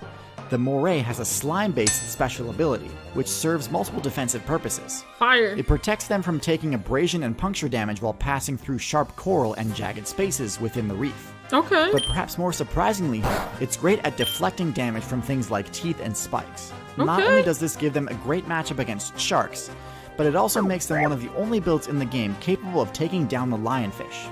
This excellent matchup spread makes placing the moray eel in S tier an easy decision. Billfish? The final build on this tier list is the billfish. This includes the marlin, swordfish, and sailfish, all of which have similar playstyles. This group is top tier for two reasons. First is that they have the highest swim speed in the game, beating out not just all other fish, but also mammals and birds. In addition to having unmatched speed, their large dorsal fins allow them to make tighter turns than most fish too, making them extremely good at chasing down prey. Their most unique trait, however, is their bill, one of the strangest offensive abilities in the game. Useful for both slashing and stabbing. This attack is one of the few in the game able to hit multiple targets. These niggas just flying up to the fish like, on guard. On guard. On guard. Fight me. On guard. Shall we have a duel? Shall we have a sword fight? He got hair. Oh god. This makes it excellent for countering the ubiquitous safety number strategy many fish players adopt. And since the billfish hunt in packs, they can rack up insane kill counts, rivaling the hunting prowess of even a pot of dolphins. With busted stats and a signature move that's both flashy and downright broken, to me there's no question that the billfish is the most overpowered fish build in the game. Regardless of where your favorite fish build falls on the tier list, one thing's for sure. Adaptation is key to survivability in the current meta, and it's important to always be exploring new strategies to stay ahead of the curve. The same can be said for YouTubers, and this is why a bunch of creators and I have started an experiment called Nebula, a new platform that gives us the freedom to pursue the projects we want, without needing to fear demonetization, nor optimize for YouTube's desired metrics. In addition to posting ad-free versions of all my new videos days in advance on Nebula, there's also hours of original content on there. I'm gonna skip that a little bit, you know what I'm saying? Appreciate you though, Tierzoo, you know what I'm saying? Let me know if Nebula's still up. I might upload my content there as well. But listen, WVid, you know, learn something new every day. All I know, I learned swordfish are the motherfucking alphas. Swordfish are the alphas, alright? And that's just, there's no way around it. You know what I'm saying? You're not being a swordfish. Simple. But with that being said, let me know how you felt about the video. Let me know if there's something you learned. And also, if you liked the video, comment down below some more stuff you want me to react to. Subscribe to the channel. 200K before March. It is very much possible we touching these goals. With that being said, I'm out. Y'all have a good one, man. Peace. Man, look, we got a casual geographic how nature accidentally created the perfect animal. Let's check it out. If Helen Keller was alive to see what this animal looks like, she'd probably resign from life all over again. When you think of some of the weirdest, most aesthetically atypical animals on Earth, chances are you probably don't think of the elephant. But imagine trying to explain the concept of a four-legged behemoth in the weight class of a semi-truck, with a leviathan for a nose, a trypophobic's night terror for a tail, several superpowers and intelligence that might just rival our own, all while flexing the devil's utensils for an overbite. Well, in honor of today being National Thai Elephant Day, and elephants being my all-time favorite animal, here's why the bouncers of the savannah have an argument for not just the weirdest, but maybe even the most perfect animal in nature. Now, they didn't always look like this, and honestly, thank the stars for second drafts. Platypelodon was an ancient ancestor with the facial configuration of a shovel. Apparently having a spork for a jaw allowed— Hell nah. Boy, I would have stayed far away from all zoos if them shit looked like that. them to undress a tree for its bark. But it also makes it look like the subject of a patent sip spiked with LS. Then you got Dinotherium, because apparently nature played pin the teeth on the tusker and it took a couple tries. Technically they're not true elephants and more like a distant cousin. But then again, it's not like the elephant's actual relatives make any more sense. Because elephants have the most confusing family reunion of any creature, with their closest kin being the definitely not a rodent rock hyrax, and Columbus' wet dream the manatee, and the dugong. To be fair, I guess hyraxes do have tusks, and apparently manatees have the same nail tech. But elephants are also in the same Afro-terrier group as aardvarks, tenrics, and golden moles. Yeah, you heard that right. I said mole. By the way, an elephant is in the same class as a mole. That is actually insane. It's crazy how genetics work, man. Wait, elephants didn't just get less weird looking, we just got desensitized to them. There is no build on Earth quite like the elephant, and it isn't until you look at all that nonsense separately and put it back together again that it starts to make sense. Beauty is skin deep. So that's exactly where we're starting. This picture went viral because many came to the conclusion that elephants aren't light gray, just chronically ashy, and that's for a couple of reasons. Elephants can live 70 years in the wild, and they do that without ever touching lotion a day in their life, so maybe don't be so judgmental. But for how thick it is, elephant skin is pretty sensitive, so they'll use dust baths and mud masks to protect against the oppressive African sun. Because humans weren't the first to come up with skincare, and depending on the color of the mud, you can get an elephant straight out of King Midas's palace, or a herd in red-faced Hey, you know what I'm saying? Ain't nobody ever seen no albino elephant type shit from the volcanic dust of Savo. You can also find white elephants covered in clay and mud. Not to be confused with the white Asian, call it Wasian elephants that were revered by royalty. Also, depigmentation means Asian elephants have freckles, but let me stop waffling. The skin itself has more cracks than a tanorexic and looks suspiciously like what a drought in their neighborhood looks like. And it's because the tiny network of dermal ditches and valleys means their skin retains 10 times the water it would if they had glass skin. It's great defense against the sun, but not completely against insects. Which brings us to this. There's two types of people. Those that know what an elephant's tail looks like up close, and those that— I could have went my whole life, actually, without seeing this. My whole life. I could have went my whole life without seeing this, bro. owe an apology, and probably a bill for therapy. If you've ever touched one, it feels like cheap plastic. So basically a built-in fly swatter for an animal with no hands and more junk than its trunk can reach. Pause. They also have hair on their heads, and like everything else about this pachyderm, this too has a purpose. Elephants have about 1 hair per square inch to our 1,300, and social distancing fur follicles actually transfers— That boy balding at the time. Boy, that nigga look like a history teacher. You know how they be bald.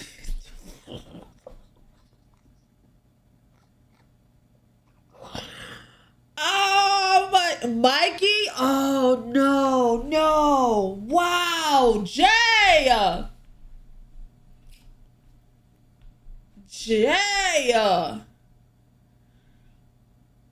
Oh, bro, come on, bro.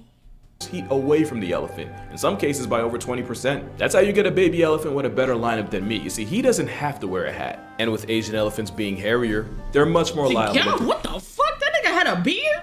Am I tripping? Okay. Alright, that nigga got a lineup, right? Right? But this other one for sure had a beard. Me, you see, he doesn't have to wear a hat. And with Asian elephants— that nigga got a beard! Elephants being hairier, they're much more liable to grow bangs and score an audition on Abbey What Road. the fuck? That doesn't even scratch the surface of their weirdness. The African variety has large ears with blood vessels that also helps them with the heat while also looking suspiciously like the continent they live on. That heat is why they're also one of the few animals with their testes locked inside next to their kidneys. Honestly, for the best. Elephants also have a pharyngeal pouch behind the tongue. I ain't gonna lie, they mouth look like a coochie for sure. Look at that thing. Pretty much an emergency 4-liter light. That shit looks like a wolf pussy. God damn, that shit look like damn. Flask to hold them over during a bad drought. I didn't even know that. They have feet that actually we'll get to that. They have modified teeth that are arguably the biggest flex in the animal kingdom, but probably too big because it's also gotten them violated by poachers to the point where evolution is starting to backpedal on tusks. Also, elephants have big personalities. To be fair, they are mammals, and mammals with memories. Wait a minute, is that they titties? Alright, bro, I think I'm learning way too much about elephants that I don't think I ever needed to know. Some fucking honkers on that motherfucker. Elephants have big personalities. Look, and it's not like it was just like, you know how like regular animals have like 6. It just looked like 2 titties just sitting there. Like, what do we... To be fair, they are mammals, and mammals with memories are nothing special. But that trunk it might just be the second most OP body part in freaky ass elephant. nature, with the first being thumbs. An elephant's trunk has 40,000 muscles. That's about 40,000 reasons to stay out of their hitbox. They also have 400,000 nerves controlling it. That means the same trunk that can deadlift 2 prime shacks at 700 pounds is also delicate enough to pluck a blade of grass. And that's because the tip of the trunk has prehensile grip. That's not the only thing that's prehensile, but I digress. It's kind of like fingers that African elephants have 2 of and Asians only 1, and it allows a full-time quadruped to pick stuff up. So crazy, they're also one of the very few animals able to throw, and the day they develop aimbot, humanity is cooked. There's plenty of other uses for their trunks, some of them even social. It's so complicated that not only does it take a year or 2 for babies to figure them all out, baby elephants even have an awkward phase Nigga spinning that hoe where they literally don't know what to do with it. It's actually why you'll see them helicopter it around. There's a joke in there somewhere. Nigga said Drake. Okay, bro. Not gonna make it, I'm sure the comments will, but just know we're not that different. And if you follow a young elephant long enough, you'll even see it step on its own trunk. It takes time for them to get all the controls down. He stepped on it and screamed. Elephant long enough, you'll even see it step on its own.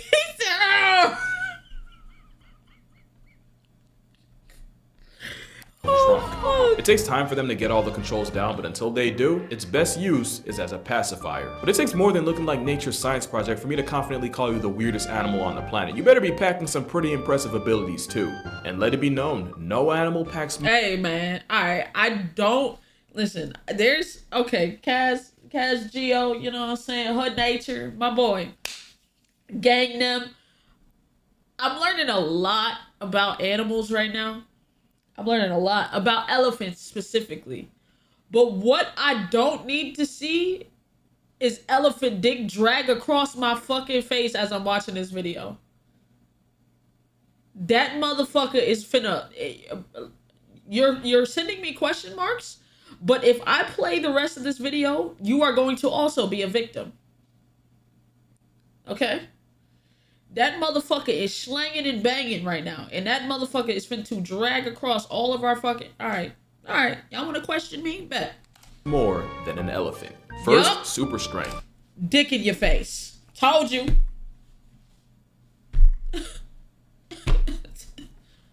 Told you. Elephants are more than capable of humbling an entire tree of the endgame's extra calories. Plus, being the biggest thing with life and legs on the planet means this is what happens when second and third forget their place. And a battle royale featuring every land animal ain't nothing touching a motivated male elephant. Elephants also have the best smell of the animal kingdom, strong enough to threaten a bloodhound's job security. They can sniff out a watering hole over 10 miles away, and they don't just smell where or what food, but elephants can smell how much food. An experiment. Huh? They can smell how much food is in the area is crazy.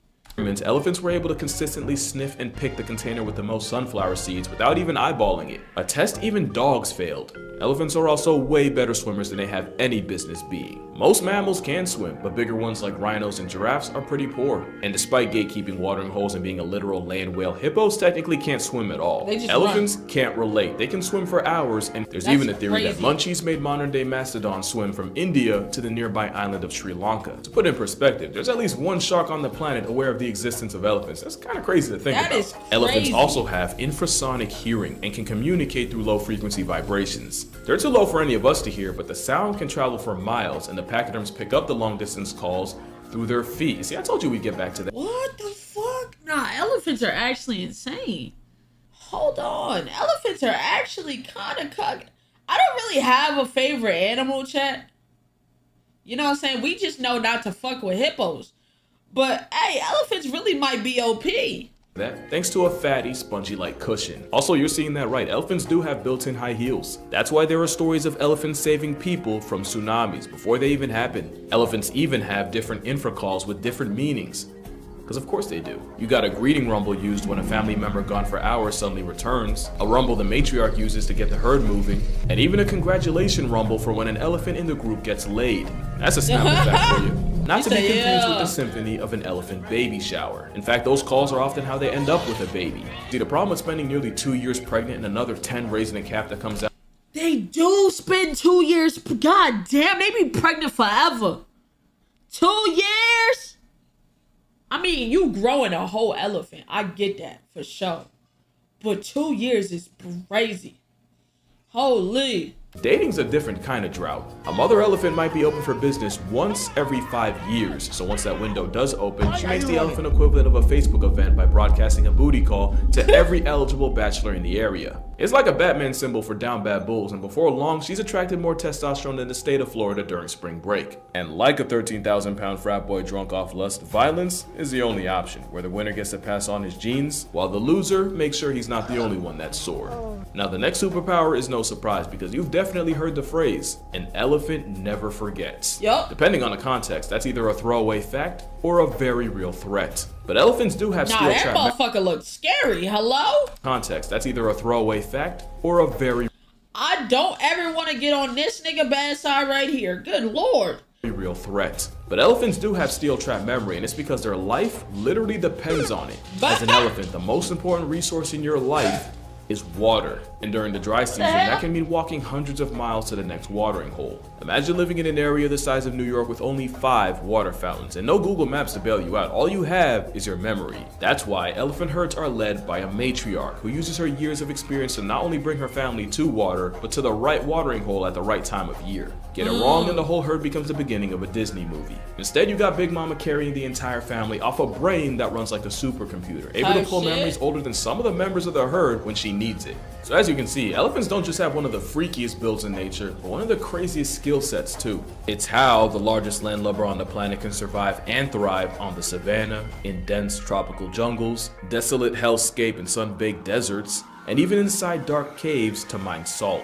Wow. Elephants be splunking. But all those abilities wouldn't mean as much without the most busted ability of all, their intelligence. Elephants aren't smart, dogs and cats are smart. Now elephants are prodigies. In my admittedly biased opinion, they're the smartest thing on the planet that isn't a human, and sometimes they give us a run for the title. They might not be putting elephants on the moon or breaking down quantum physics or watching Rick and Morty, but elephants do one-up humans every so often. Some Asian elephants have memorized the schedules of trucks. Oh, I remember. And they stopped them in the middle of the road, take some goods out their truck.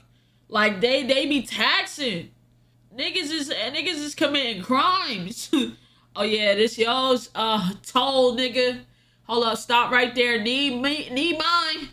Carrying sugar cane and will wait posted on the side of the road just to hold up the truck to help themselves to the harvest. They even figured out how to take just enough to satisfy themselves, but not so much that they force the drivers to do something about it. It's basically an elephant enforced toll, but okay, you're not impressed. I got you. Elephants raiding crops have led some farmers to protect their product using an electric fence. Clearly they weren't familiar with their game because those same elephants eventually learned how to disarm the fences without getting hurt. And that's the thing with its memory. It really only takes one experience for an elephant to learn from to have that knowledge for the rest of his life and pass it off to others. Nigga. And a prime example of that are the elephants of Amboseli National Park in Kenya, where they've learned to tell the difference between the language of the Maasai tribes that historically hunted them and the dialect of other tribes that they don't have beef with. Those elephants even have a stronger reaction to the voices of men versus women and children, since at one point they caught on that men were more of a threat. But okay, maybe an elephant understanding human doesn't impress you. What about one that speaks it? Koshik the elephant shocked the world when he started imitating his Korean caretaker with pretty eerie accuracy.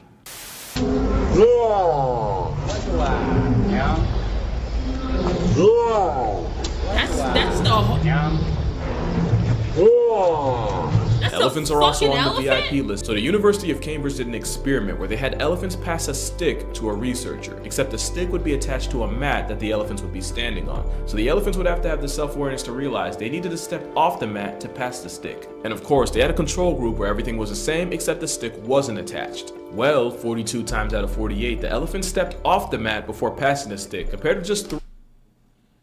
Chat, I'm not even gonna lie. Like, shit like this makes you like I almost teared up right just now for no reason, but for the fact that they're so fucking smart, bro. Damn, that's crazy. He like dead ass was like, oh yeah, I'm standing on it. Let me. This dumb nigga don't realize none of that. I love you. This is my little whale right here. But he don't even get that. He be stepping on stuff and he need to move the fuck out the way. You know what I'm saying? That amount of self-awareness is insane. 3 when it wasn't attached. And maybe that's not a big deal and I'm just being a big nerd about it. I didn't even mention pregnant elephants apparently self-medicating with the plant borgonate seed in order to induce labor, which some women in the same area apparently drink as tea for the same reason. There's different ways of being smart, but it's a tusk jockey's emotional intelligence that really sets them apart. You've probably seen the videos of elephant herds seeming to mourn the dead after coming across the bones of a relative. And considering their almost unnatural sense of smell, there's a good chance they knew exactly who that was. And it's not just other elephants they grieve. Lawrence Anthony was a conservationist who saved a herd of elephants from certain death after they escaped a reserve and were about to be shot, and Anthony somehow communicated with the matriarch enough to bring them back, earning him the nickname the Elephant Whisperer. He would die suddenly in 2011, and in the days after, the same elephants he had rescued showed up to his house and seemed to hold a 2-day vigil. Not only was this after not visiting for more than a year, some of the elephants traveled well over 12 hours for the funeral, and apparently they would return the next several years on the exact date of his death to pay their respects. But that leaves just one question. How? How did they know? Maybe one of the elephants saw or smelt something off and sent an infrasonic message to the others. Maybe the emergency vehicles on the property somehow got their attention. We don't know for sure, and we probably never will. Mourning the dead is just a surface of elephant empathy, because elephants are the textbook example of animal altruism. Elephants will adopt non-related orphans into the group so long that it doesn't put their own young at risk. Bundala was an elephant in a theme park who figured out how to get out of her shackles and immediately freed the others, despite the fact that they likely weren't her immediate family, and the fact that doing so made it more likely she'd get caught. That same altruism doesn't just apply to their own kind. There have been stories of these massive beasts seemingly protecting sleeping or injured humans with really nothing in it for them. And you can find videos of an elephant trying to save a rhino stuck in a watering hole, even if the rhino doesn't necessarily realize it. Don't get it twisted, they're not Mary Sue's. Elephants are still wild animals with varying personalities that subtract hundreds of humans a year. And of course, yeah, I didn't forget about this. Nah, that shit some say the one. Yo, bro, I really feel like she did something. Elephant kills woman and returns to her funeral to attack her corpse. Do you know how angry something has to be to gangbang on your funeral, bro? Come on, bro. Woman was involved with poaching and this was just an elephant refusing to let it slide. There's also the chance that woman ran into the wrong one at a worse time, or was just a victim of a really bad case of mistaken identity and got memed into oblivion. I'm gonna close the door. When you take their one-of-a-kind design, their almost comic book superpowers, and the fact that their mind really is an enigma, I think that adds up to the most perfect animal nature ever did create. Not just a perfect animal, I'd even go as far as calling them the main character. We're talking about an absolute unit that creates entire ecosystems just by being themselves. And honestly, I don't think they belong in captivity. The animals that usually do the worst in zoos are the ones that are highly intelligent, highly social, and normally travel huge distances. Elephants are 3 for 3. I'm not a huge anti-zoo person. All zoos aren't created equal. Some really do their best, but often the best case for a caged elephant isn't that good. Even with Coach Sheik the talking elephant, he was never socialized around other elephants early on, just humans. That's a miserable way to live for anyone. Damn. The world is just better off when elephants are doing well, and I'll gladly die on that hill. I just hope the elephants come to visit it. But that's it for this video. Make sure you drink water, hug your loved ones. If this video gets, I'm gonna say 150k likes, I'll go to an elephant sanctuary somewhere and record it. But until then, I'll see y'all in the next one.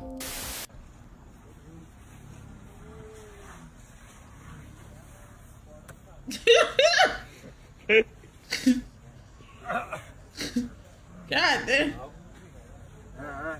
Play with him. He like, come on, bro. Play with me, bro. Please, bro. Come on, bro. Oh, he. Oh.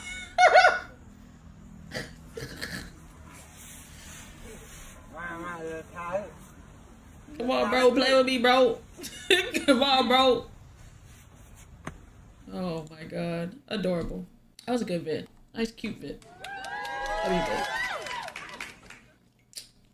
Shout out Casual Geographic. Alright, man. We got some Casual Geographic. This is why this bird could be a threat to international security. Let's get it. Nah. Not even Dr. Seuss on Adderall in the deadline. Ew! Why is his face so big compared to his... Oh my god, ew. Could cook up a bigger threat to national security than this bird. Owls are like real-life cryptids. Avian aliens that overslept and missed their return flight home. If cameras weren't real and you'd never seen one, you would not believe this bird existed on the same planet. And that's all the intro we need, because we can start right here with an owl giving you a backstage VIP pass. Oh god, stop, stop! Oh my god. To its eyes. Owls have ears, and no, they're not here, but on the sides of its face with feathers covering it like a comb over covering a bald spot. Call it alopecia. I can't tell you how many licks to get to a Tootsie Pop's G-spot, but it takes 2 fingers. Tootsie Pop's G-spot is insane thing to say.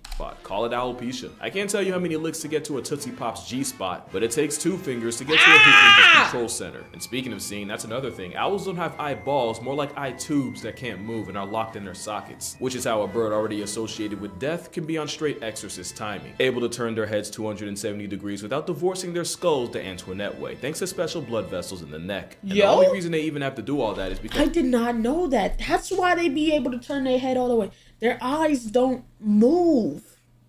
They just move their head. Holy, that's kind of crazy. As creatures of the night, they have giant eyes to catch enough light to see. Think of the chronically perked out primate, the tarsier. But owls also have small skulls, so having eyes built like rods is the only way they can fit. Owl eyes are huge. For reference, if human eyes were proportionally the same, we'd be walking around with glimpse globes the size of grapefruits. I really can't stress how much of a cheat code those are. Some, like the Oriental Grey, can see with their eyes closed. Those eyes... I feel like this is some type of video you dropped near Halloween, gang. This in the middle of between March and April, it's too early. This needs to be one of the spooky joints. This is, I don't like this. This is. Might be the biggest self-report that owls aren't from this earth. Quite possibly literally. You can tell a lot about a person from their eyes, and the same goes for owls, but with their color. I did say creature of the night, but not all of them are nocturnal. Damn! Owls with yellow eyes are more likely to be diurnal and active. Creature of the night, but not all of them are nocturnal. Hold on. Owls. Girl. I'm sorry, bro, but that shit, I had to do it. I did say creature of the night, but not all of them are nocturnal. Owls with yellow eyes are more likely to be diurnal and active during the day. Orange means they're probably crepuscular, and if eyes are windows to the soul, black eyes tell you no one's been home for a minute, but also that they're nocturnal and darkness really is their domain. But then, you have this.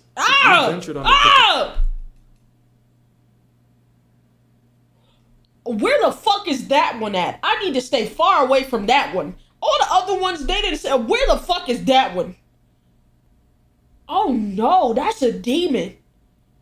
Bruv, me and you on the same, that's a motherfucking demon. Yo, as I was saying it, that shit popped up in the chat. That's a fucking demon. Holy. Side of the internet, you definitely know about Mothman, a humanoid demon spawn with 2 eyes apparently redder than any red you've ever seen. Well, if you thought I was being cute about the cryptid stuff, this is the Stygian owl of South America, named after the river of Styx. I think I'm gonna stay in this America. Brazil, Belize, Peru, all that other stuff that's down there, don't need to see me, for sure. Won't go past the Caribbeans. Don't even gotta worry about me. For real. Not my America.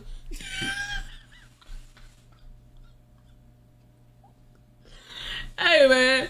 Hell no! Souls of the dead would have to travel to get to the underworld of Hades, according to Greek mythos. Their eyes are naturally yellow, but the special tissue for night vision behind its retina causes it to reflect red under artificial light. And between that and the pseudo horns, you can kind of see how the mix-up might have happened. There's also the infamous Flatwoods monster with free real estate in West Virginia folklore, which might have just been a barn owl from a really unfortunate angle, which is also understandable. But those that know about barn owls, and if you don't, you will in this video, barn owls are a different kind of freaky. But the most that nigga got that nigga was throwing that shit. Holy, chewing or something. Owls, and if you don't, you will in this video. Barn owls, bro. Hand me that owl. Motherfucker got a throat on him. Hello? Are a different kind of. Yo, he throwing that bitch back. That owl, a little freak. Freaky, but the most cursed owl might be the one that's not alive anymore. Ornamentalonyx was a giant ancient Cuban predator of a bird, believed to have stood at up to 3 feet. Kill it with fire. Oh, it's my bad, it's already dead. I would have killed it with fire. Don't even. It would have been extinct because of me. Cause fuck that shit. 7 inches tall. It was such a unit that the first scientists to see its bones thought it was a type of terror bird before it was later classified as an owl. But terror bird doesn't have to be a name to be a lifestyle, because they were believed to be ambush predators that would have airdropped you to the afterlife with bone-crushing talons. It's also believed they would have murked prey as big as modern-day black bears. Never mind. Couldn't even kill it. I can't take on no fucking bear. You think I'm taking on something that can kill that and fly? Yeah. Can't take you out, taking myself out. Don't even worry about it.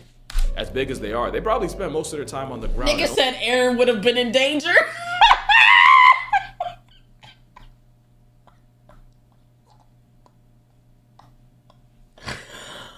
Oh my god!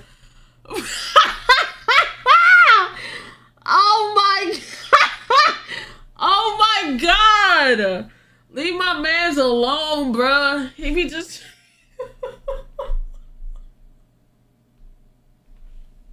He was just trying to live, bro.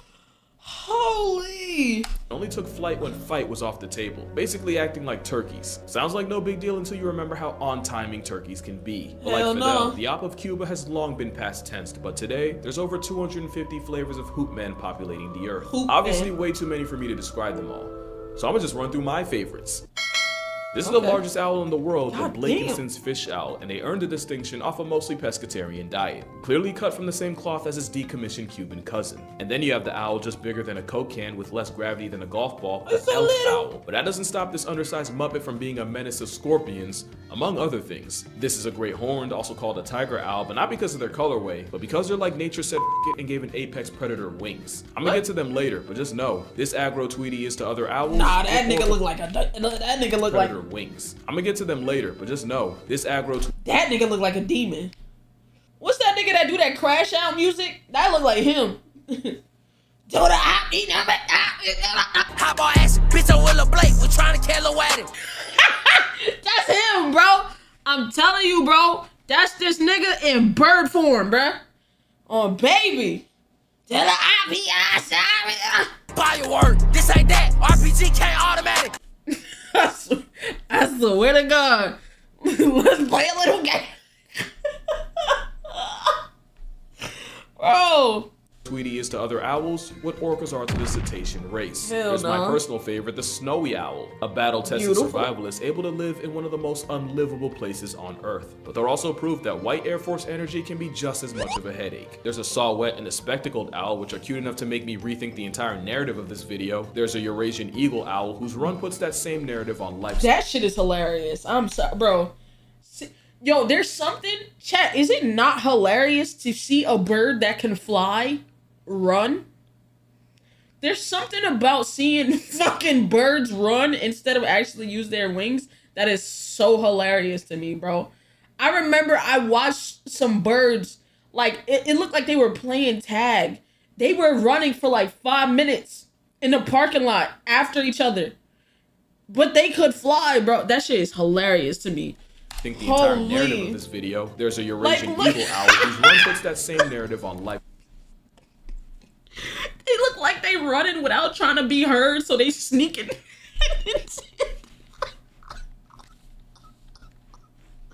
Bro, that shit is hilarious. Of this video, there's a Eurasian eagle owl whose run puts that same narrative on life support, and who I'm only thinking of now because of the one named Flacco I saw at the Central Park Zoo before he escaped and became a regular Manhattan resident. That is, until he hit a building and was diagnosed with death. R.I.P. Flacco. And here we have the powerful owl, and yes, that's its honest to Abe name. It's another one with a Jurassic pedicure, which means it can take down some of the biggest prey of any owl. It's an owl that copied a hawk's homework and changed some of the answers, and with a name like that, you can probably guess where it's based. In fact, I don't even think I really need to Australia. With owls seasoning every place on Earth that isn't Antarctica, owls obviously have different looks, but also different sounds. Whoever told you they only hoot lied more than an underage owl. And while hanging with owls is usually a hootenanny, if your neighbors would... Mated barrel auto couples and okay. Caterwauling barred owls, you'll wake up to the set of Planet of the Apes. They're not all bad. The western screech owl sounds like a fumbled ping pong ball. And you can't tell me the eastern screech doesn't give Kentucky Derby. But you won't find an outburst that's more to blame for mental anguish than the banshee-coated barn owl.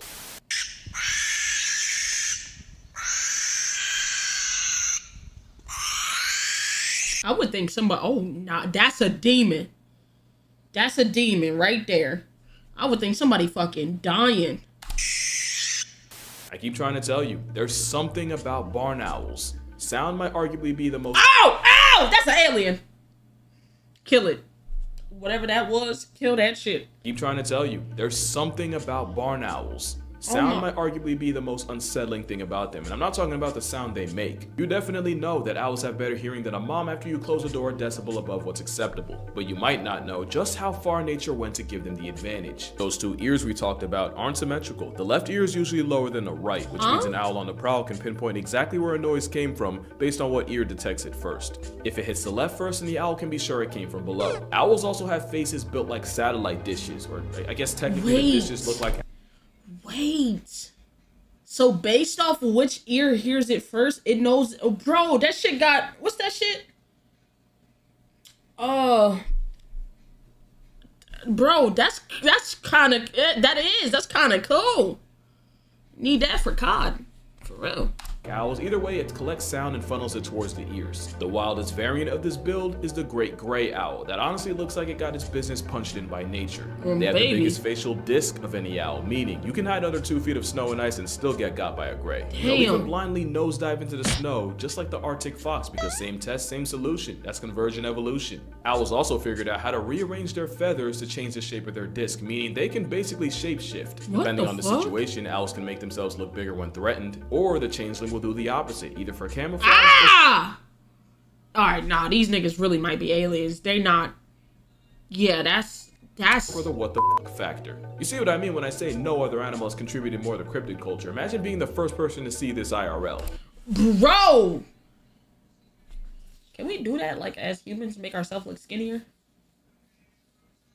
Type shit. Like, if I want to be, like, you know, say swole, but, like, if I want to be skinny, that'd be fire.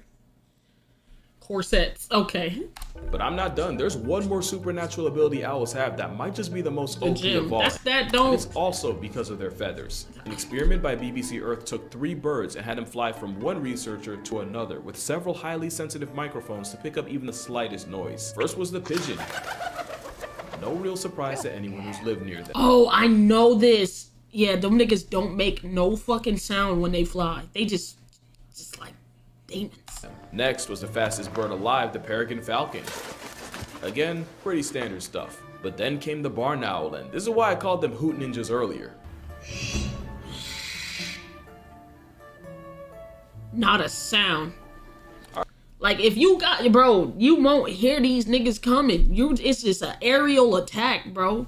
Like Hiroshima. Alright, let's talk about it. Pigeons are social birds that also get put in a bucket by multiple birds of prey. So their takeoff sound is like an alarm call to the rest of the flock. So if one pigeon goes, you know the rest will follow. The crested pigeon even evolved their own form of a ringtone. Then there's a pigeon paralysis demon, the falcon. And since they put all their evolution points into speed, they don't have to worry about the sound they make. Just one time they're prey into the next world. Those owls, they have modified flight feathers that makes it a living lethal weapon with a silencer. There is one important catch though. Us Tweety sold its soul for a built-in muffler, and it cost a waterproof oil coating on their feathers. That's how the steely-eyed gatekeeper of the night turns into an alcoholic muffler in water. This might be the most damning evidence for the alien allegation. 70% of the earth is water. If this is what 70% of the world does to you, I have to assume you're not from it. And once owls get too wet, they can't fly. And clearly they didn't read the terms of service, cause they do not look happy about it. I'd say it's a fair trade though, cause a flight-happy dinosaur on silent mode with night vision and god-tier hearing equipped might be one of the most conceptually terrifying things to be hunted by. They say getting gripped by an owl feels a lot like getting caught in the jaws of a German shepherd. Getting disqualified from life by an owl. Look at them fucking feet, bruh. Look at them grippers.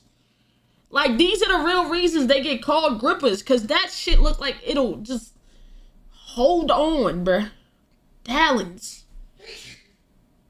Bruh, right? If it had no, it needs some type of weakness, bruh. Owl usually. So if I throw water on it, it won't be able to fly. But when you're not even gonna hear the nigga coming. Then you're not gonna hear them coming. Means getting crushed to death. If the prey is too big, they'll just dismember it. Since owls like to eat their prey head first, that little nigga evil. That little nigga is evil. Death. If the prey is too big, they'll just dismember it. Since owls like to eat their prey head.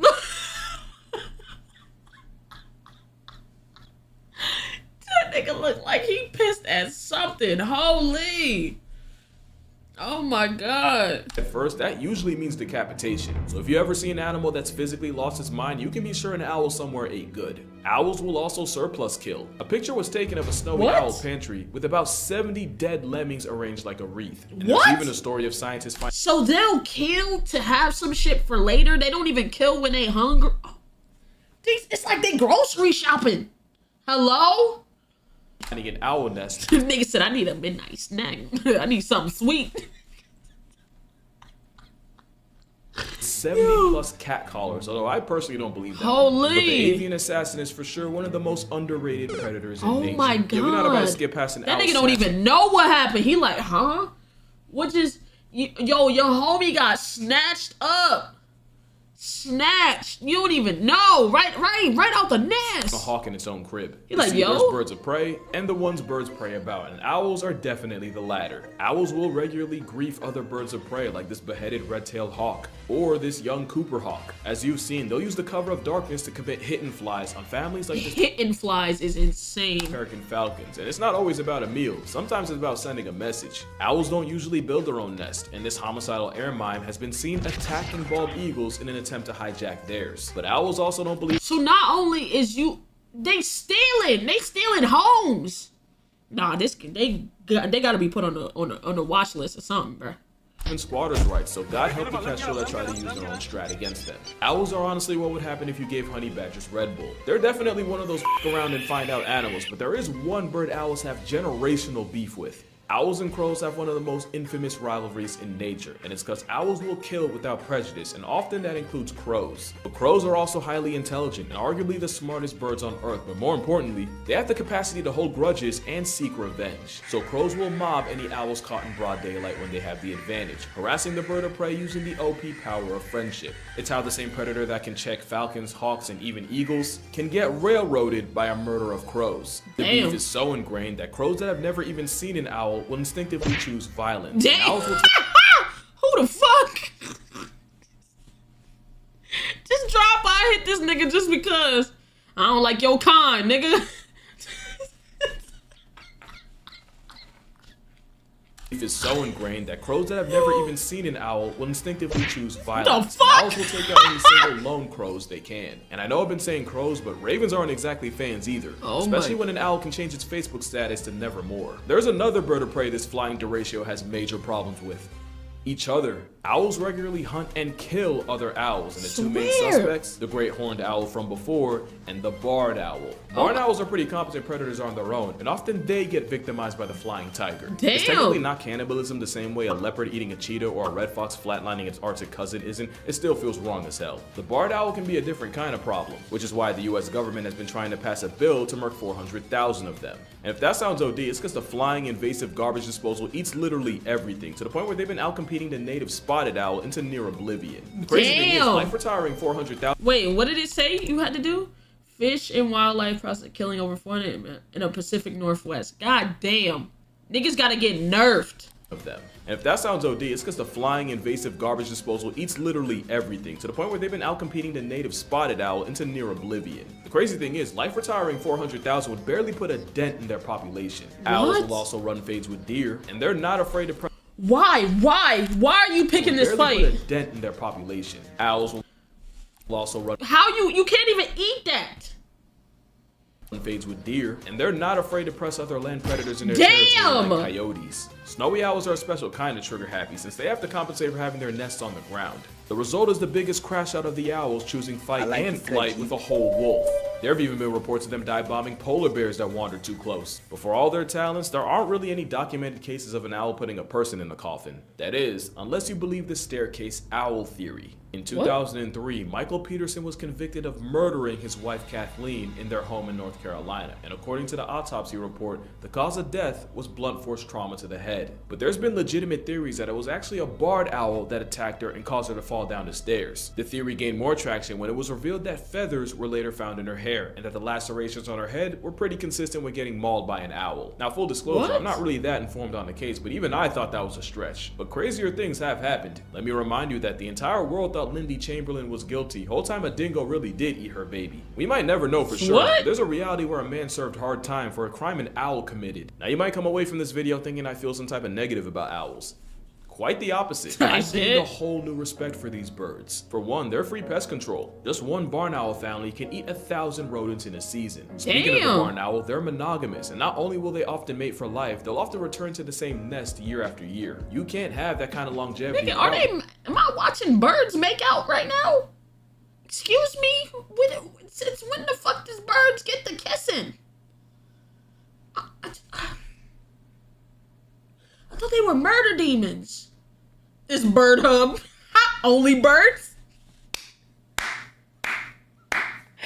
Oh shit, oh that's funny. Reinforcing your bond, and the owl equivalent of a vow renewal is what you're seeing right here, called billing. That and a good intimate preening session. And while they're still wild animals that really aren't meant to be pets, the ones rescued by humans can often end up imprinting on them. The result makes depression here possible. And even though they're often associated with dark and death, in Japan they're often seen as a sign of good fortune. Moral of the story, owls aren't harbingers of doom. They're not the feathery antichrist. Nah, owls are just the cats of birds, and I honestly love that for them. But that's gonna do it for this video. What the fuck is happening? I'm not kidding when I say I hyperfixated on owls for a couple of weeks, so much that I'm actually planning a trip to a raptor trust near me. If this video gets 130,000 likes, I'll share some pictures and videos with y'all. And don't worry, I didn't forget about the promise I made here, because y'all really demolished last video's like goal. Like for real, I did not think y'all would do it that fast. And because I'm a man of my word, I will be visiting an elephant sanctuary sometime this summer and recording it for y'all. I do want to make sure I'm supporting a legitimate place, so if anyone has any experience with them and can recommend any ethical ones, feel free to comment down below. We'll get to that bridge, but until we do, make sure you drink water. If you have a spouse, go tell them you love them right now. If owls can do it, so can you. Support your local sky cats, and I'm gonna see y'all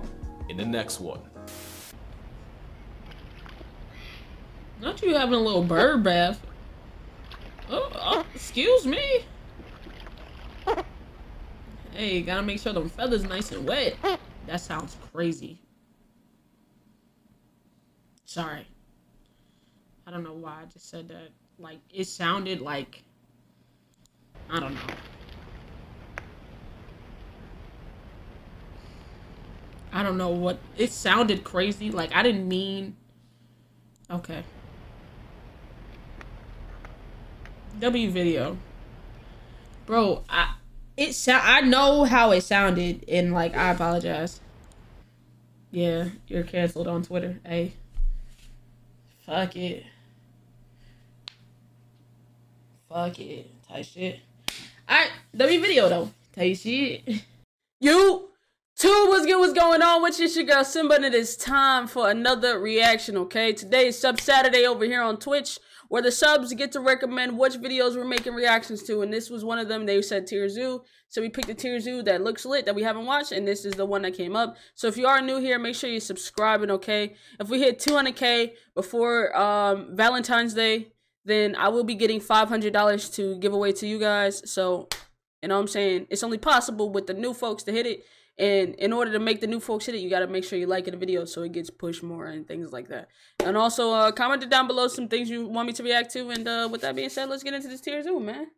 Simple. This video is sponsored by CuriosityStream. I ain't gonna lie. Sorry, already 2 seconds in. Tier Zoo got some of the most sponsors I done ever did seen. This Tier Zoo got a Curiosity sponsor every single video, bro. Every video. There's been like maybe 2 videos where my mans ain't had a sponsor. Hey, Tier Zoo get into a bag. You know? Hey, wait a minute. Chat, who put me onto Tier Zoo? I got put onto Tier Zoo via chat. Like a little over a year ago. Who put me on to Tier Zoo? Do y'all remember who it was? Was it you, Rizzy, or are you just taking credit? Or are you just taking credit? Or are you just taking credit? Because you do be lying. Here I go. Not the Apex. Body shield here. Level 4.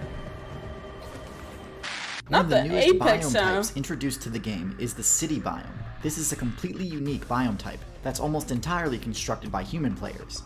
However, this video isn't about those human players, nor is it about the players they deliberately add to their party, like cats and dogs, but rather all the other builds in the game, and which Pigeons, ones function rats, the best in the city deers. meta. While obviously not all cities are the same, there are certain strategies that tend to make for a viable city build. We'll first discuss the most and least relevant abilities for city meta builds, and then go through the tier list for the city meta. The most important objective when playing in a city biome is avoiding direct contact with humans. While there are ways to defeat humans, doing battle with them on their home turf is nearly impossible. And so builds that easily get in a human's way, attract a lot of attention, or come off as intimidating to humans are going to be at the highest risk of doing that. So what types of builds tend to struggle in cities? The resounding answer seems to be tank builds. While tanks tend to be the most outright powerful builds in a given server, the city biome does not favor slow-moving herbivores that require huge amounts of food and have to spend most of the day grazing. In addition to attracting a ton of attention, the city meta is fast-moving and full of unorthodox barriers that slow, large, defense-based builds have trouble overcoming. Builds that have controlling large territories as part of their main questline will also have a lot of difficulty in city biomes. Cities are tightly packed because the potential loot is so good. If all that you're after is the XP-rich food, great. But if you're after the territory itself, few challenges are more difficult or deadly than trying to conquer a human player's territory. So what does work in cities? Probably the most common trait among successful city builds is omnivory. That's because omnivory is key to making sure the supremely valuable loot available in cities is something your character can actually make use of. This isn't to say that you can't succeed as a pure carnivore. Obviously, the crowded nature of cities means there's a lot of potential PvP targets, but there's no question that the Wait a minute, hold on. Actually make use of.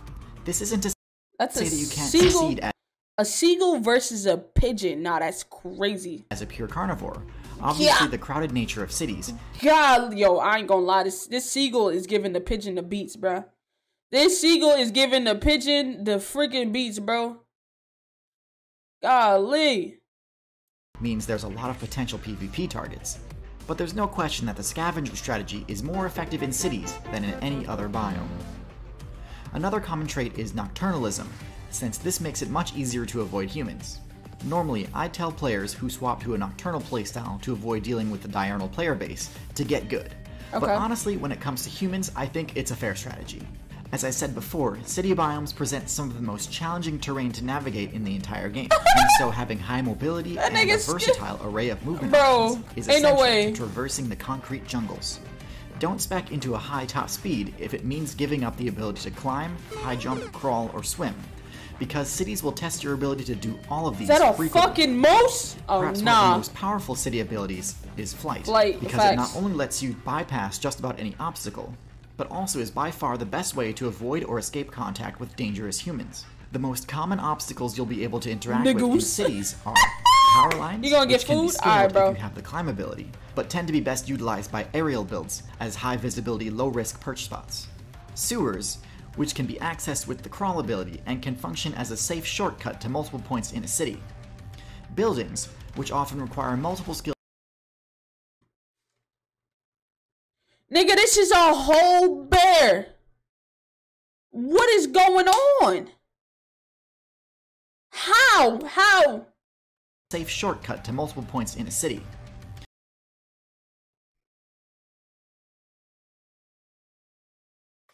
Buildings, which often require multiple skills to navigate successfully, and often contain the best loot, but are also the most dangerous places to enter, due to being almost always guarded by humans. And most importantly, roads, which are the most common death trap for players in the city, and require careful strategy to traverse. However, in the city meta, the most important factor by far is the build's intelligence stat. and this is because the best rewards can only be sustainably looted by using careful strategy and problem solving. Whether it's opening doors, crossing streets, avoiding traps, or stealing loot from humans, without intelligence, gameplay in the city biome is much more difficult. Alright, so let's get into the tier list for the city meta. In F tier, we have the Deer Guild, which includes the classic deer build along with its variants like the elk and moose. Okay. These builds lack nearly all of the most important traits for a city build. They don't have a high intelligence stat, they can't climb or crawl, and they aren't omnivorous. However, deer play— Hey yo, I'm sorry, that's not funny, but bro, please look at how this shit face planted, bro.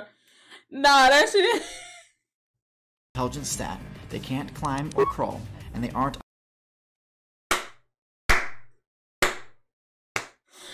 Nah, this is crazy. This is, hey, what's that? Yo, y'all ever watch Ridiculousness? Where they called this the Scorpion? This nigga did the full scorpion.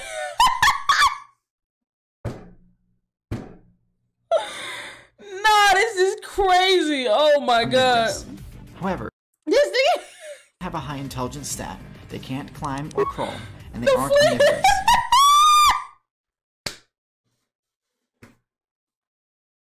Just made it. Nigga hitting that ill fucking. What is he breakdancing, bro? Oh my god. However, deer players love to loot the gardens that human mains create in cities and suburbs. Oh my god. And because of that, are extremely common at the edges of city biomes. Facts. However, they struggle to survive further in because of one of the main obstacles, roads. Because they have no way— Yo, did y'all see that? Golly, bro. Because of one of the main obstacles, roads. That's crazy. Because they have no way to climb or fly, they often have to cross roads by making an awareness check, which they often end up failing. However, even at the edge of cities, when things get crowded, deer don't do well, developing chronic wasting disease, although this is mostly due to a random bug in the deer's code, which I hope gets patched out soon. Next on the tier list, we have the first of many birds. Because of their high average intelligence, birds tend to do quite well in the city meta. Pigeons? This includes even the weakest bird builds out there, pigeons? like the pigeon, which is on the low end of average in terms of the bird's stats. I knew it. Still, being below average intelligence for a bird still puts you well above the average overall, and pigeons are great at making use of it, mostly for superior aerial navigation and for recognizing the human mains that tend to host drop parties most frequently. Facts. While their street smarts are solid, their combat potential leaves a lot to be desired. Pigeons get bodied by basically every other build in the city meta, and for that, they're stuck in D tier. The next build on the list is another— Nigga, did a turtle just mink up a pigeon? Did a turtle Nah, bro. Every other build in the city meta, and for that, they're stuck in D tier. The next build on the list is another bird. One that's opted for a tank-type build, the goose. Oh. Now, I've actually got a full video dedicated to geese, so I won't spend too much time discussing them here. But geese are actually one of the few builds in the game that had a nearly dead player base, with numbers dwindling before they started joining city servers. However, with the introduction of city parks, geese have risen to prominence more so than ever before. With that said, as intimidating as they can be, they're easily defeated as long as your build can resist their intimidation abilities. They pose no real threat and don't really compete for the best loot either, and for that reason they're also in D tier. In C tier, we have a build that's had a bit of breakout success in the city meta, the coyote. Coyotes hold a low tier spot in the prairie and forest meta, mainly due to their inability to deal adequate damage to other players. However, most of the coyote's competition struggles in the city meta, while the coyote's excellent intelligence stat allows it to do quite well here. And in the city, potential targets for their coyote sport much less impressive combat stats. Coyotes are one of the few builds with a favorable matchup against the house cat build, one of the main matchups to consider in the city meta. This can work against the coyote sometimes though, as human players don't take kindly to coyotes attacking their vulnerable players in their party. Facts. Still, C tier is a higher placing than I gave to coyotes on the canine tier list I made, meaning I think the coyote build is more effective in the city than anywhere else. Yeah, okay. Next we have the gull, a build very similar in playstyle to the pigeon, but with a bit of added bulk, enabling it to survive attacks that would mean game over for players in the lower weight class. What's up, bitch? Although they're excellent scavengers, because this build was initially developed by carnivore players, its combat abilities are strong enough to enable it to take down other players if need be. Nah, this nigga's throat is crazy. Did he just swallow a whole rabbit, bro? Nah, the seagull's throat is crazy. Bro. Nah. Abilities are strong enough to enable it to take. Nigga said throat goal. Nigga said throat goal. Not seagull, but throat goal. Nah, that's... down other players if need Golly! be. This build does best in coastal cities, but really is solid in just about any city, and ranks at high C tier. In B tier, we have the Feral Hog, another build which had a bit of breakout success in recent times. Feral Hogs are the bulkiest build on this list, and because of their bulk, I've never seen a hog in the city. Unfavorable matchups against the other non-human city builds. They are easily the safest builds to play when it comes to having to fear combat from other players. Unlike coyotes, which humans only perceive as dangerous, but really are far too weak to pose a threat to them, feral hogs legitimately are dangerous to humans. Because of this, I would expect the human player base to start calling for bans and react quite aggressively when a hog's presence is discovered.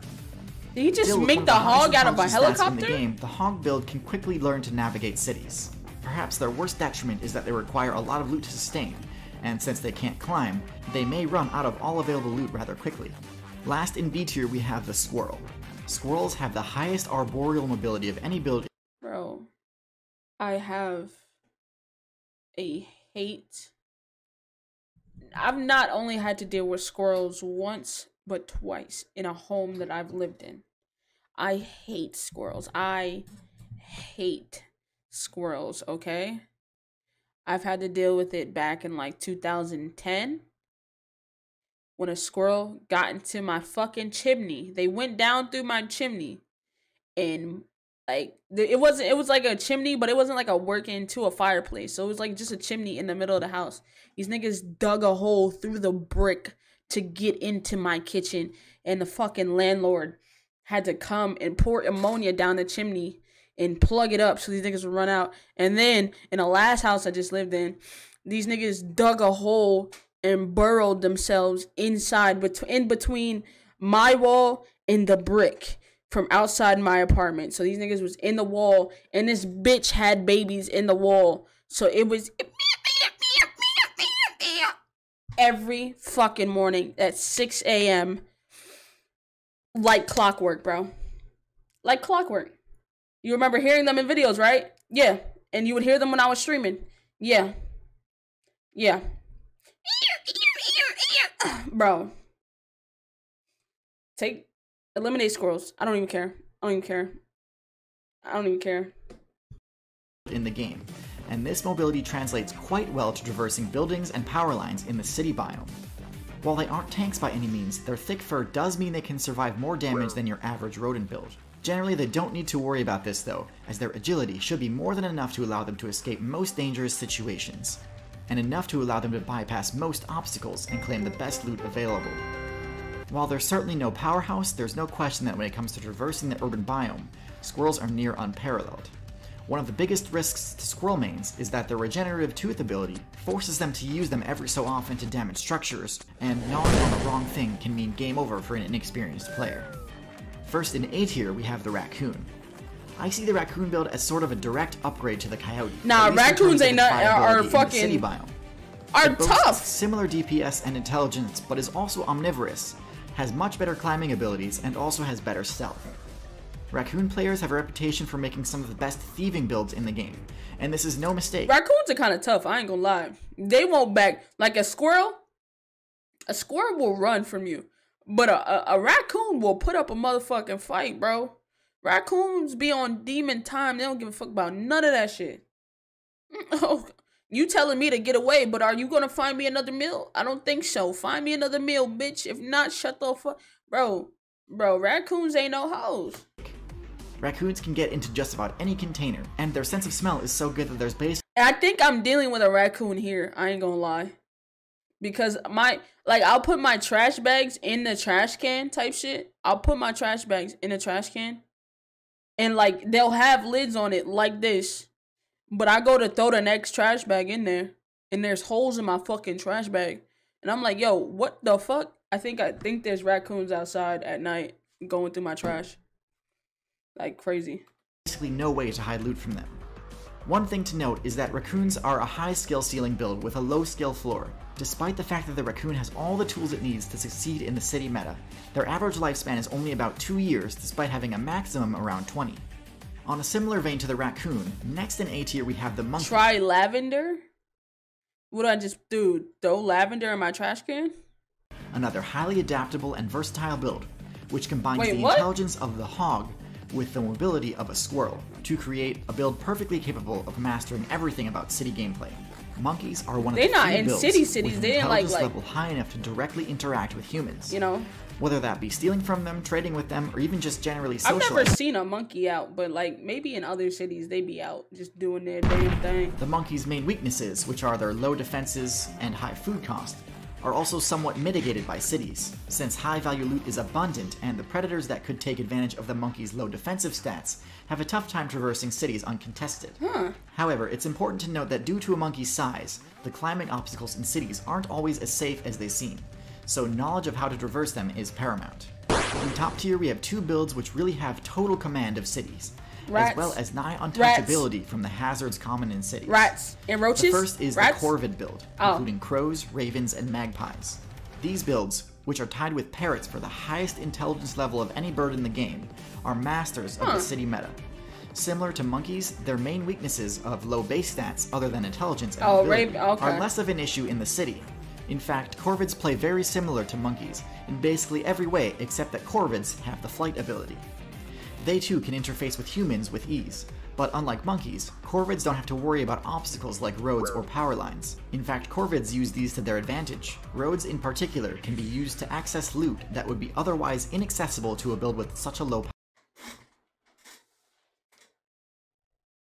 Did this nigga just drop something on the ground so a car can run it over so he can pick it back up? Did he drop something on the ground so a car can run it over and he can get what's inside? That is crazy. That is wow. Did you see that? Worry about obstacles like roads or power lines. In fact, corvids use these to their advantage. Roads in particular can be used to access loot that would be otherwise inaccessible to a build with such a low power stack. Whether that be loot from tough tree nuts. And he goes and nigga dropped a nut on the floor for a car to run it over and goes get the nut inside. That's crazy. Nah, that's different. I ain't gonna lie. Who fucking made these birds? Jesus? Because Jesus, why did you do this? This is crazy. What? Wow.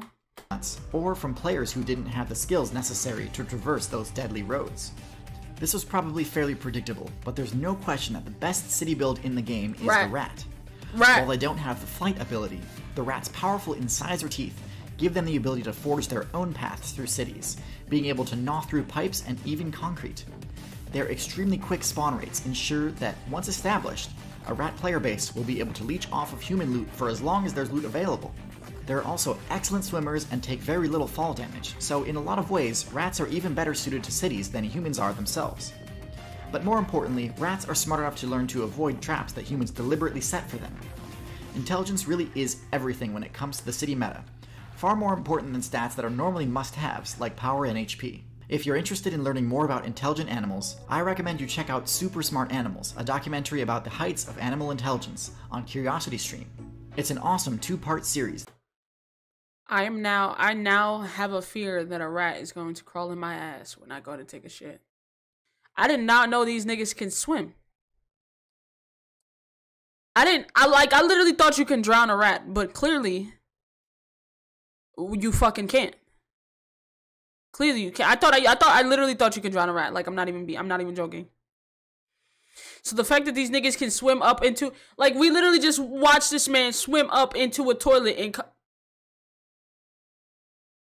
and you know what? Y'all remember Fast and Furious where the dude he put a rat on the dude's stomach. He put a rat on the dude's stomach and then he put a bucket over the stomach and started heating up the bucket, and like the rat knew the only way out was to literally eat the man and go out through his insides. Y'all remember that part, right? Of Too Fast, Too Furious? Like, they'll do anything to get out of that situation. And, like, that includes eating through his stomach. Like, and it started eating, literally eating through his stomach. It's crazy. That covers both practical strategic intelligence and also goes into the social component of intelligence, something I'll be making a video about in the future. So if you want to try to predict my tier list for social and usocial builds, this is going to be one of your best resources. CuriosityStream is the best place on the internet for high quality W-plug. So to get access to two awesome... W-plug. But nah, shout out Tierzoo, banger freaking video. You know, the more you know, But that has been the end of the Tierzoo video. If you are new here, make sure you're subscribing. Like I said, 200K before February. We're doing a $500 giveaway. But hopefully we can get 200K before March. That's the goal. But if you get it before then, you know. And also hit the like button, yeah, comment some down below some things you want me to react to. And with that being said, y'all say bye, chat. We up out of here. And yeah, man. Peace. Alright, man, we got Casual Geographic, the most generational rivalries in the animal kingdom. Let's watch some videos. Hey! Oh, damn, that is vicious. What you wanna do? Scared? I ain't never been scared. You soft good. You know how much generational hatred it takes to rather have an op alive and crippled than just out the way? It's easy for us to forget, but for most animals, nature's a jihad from the jump, a gauntlet of grotesquerie, where if you die of old age, you're a spoiled minority, and with millions trying to survive at the same time, that can only lead to one: beef.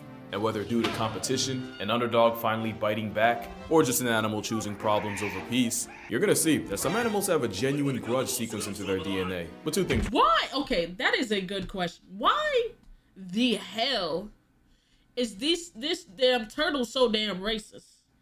This nigga see black and attack. Hello? Bro, why is there a racist turtle? It hates anything black.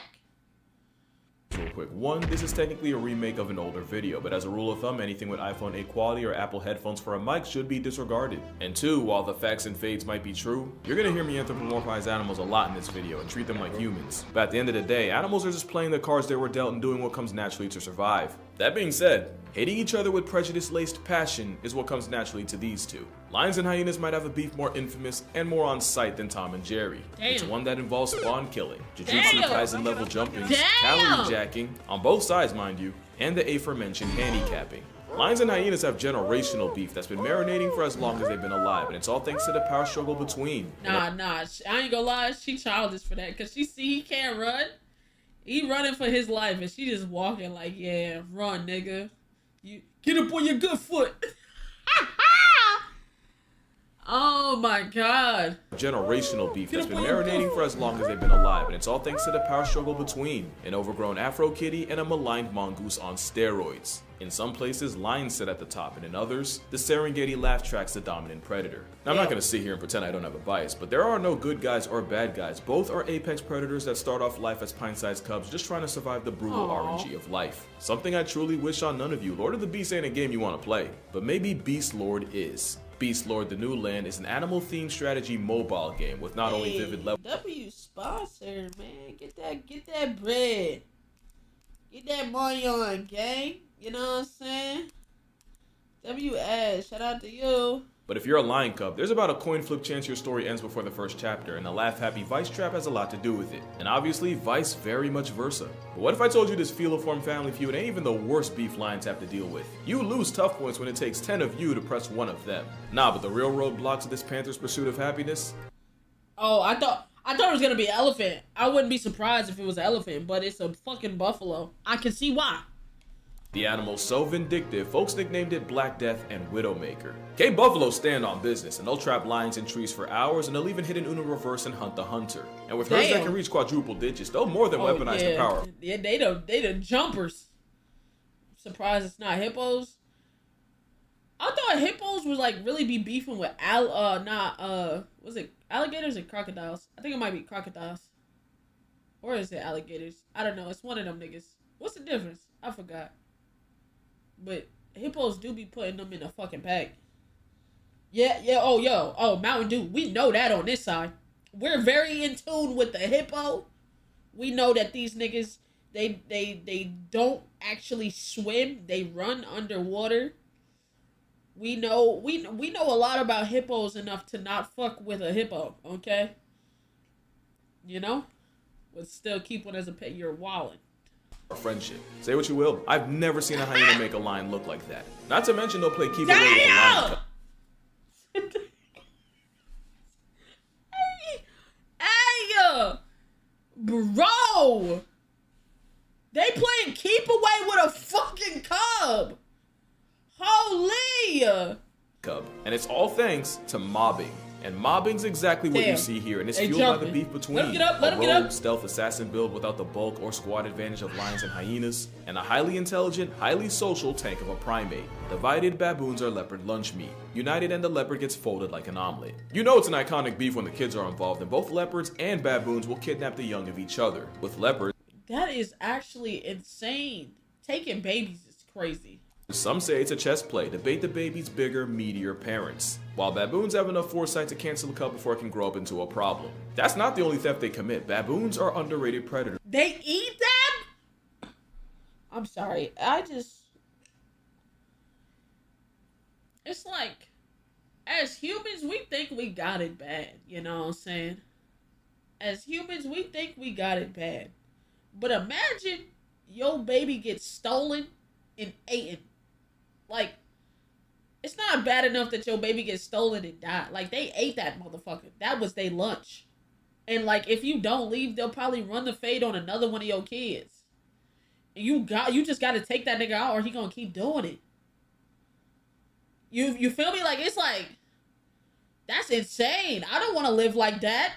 That'll turn a gazelle baby shower into a homicide and a happy meal, which means baboons aren't above pocket picking other predators, which makes it wild hypocritical that the same malice monkeys will ruin leopard hunts with an alarm call to warn their prey. It takes a special level of hatred to bread block a predator on the hunt. The nigga said, hell no, hell no, hey, that nigga coming, hell no, run y'all.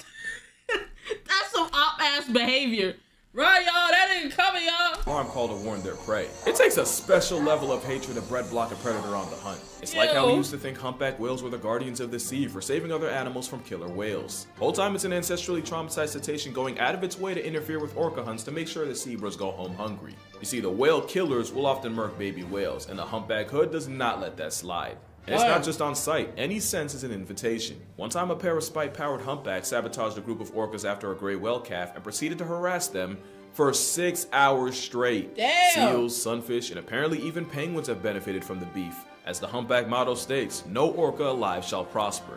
And that's on pod. It might seem like the leopard gets grief religiously in this beef. Just know when the lights go out, it's a different story. In fact, it's the busted night vision and being the best tree climbing cat that makes it a bane to baboon. So I'd say it's pretty even. And if you're wondering what happened to him, he's fine. And the very next day, he was seen trying a trio of porcupine. So clearly his risk calculator's broken. Okay, but at least yeah, baboon. that nigga might be a little retega.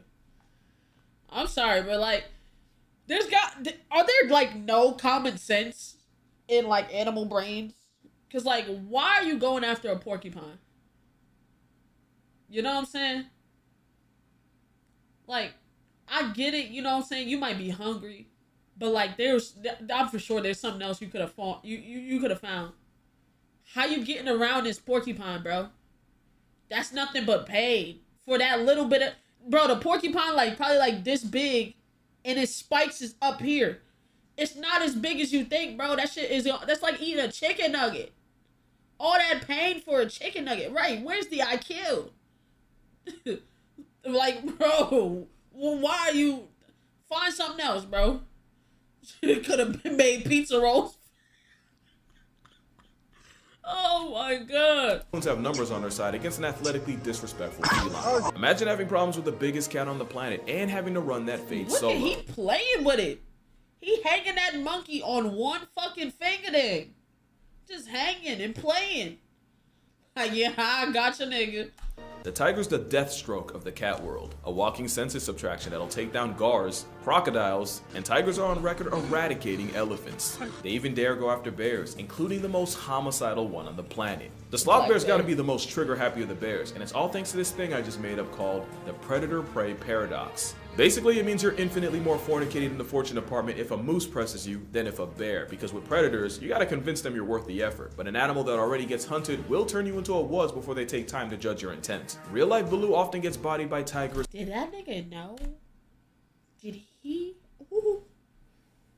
Did he know that a moose was right on his sack, right there?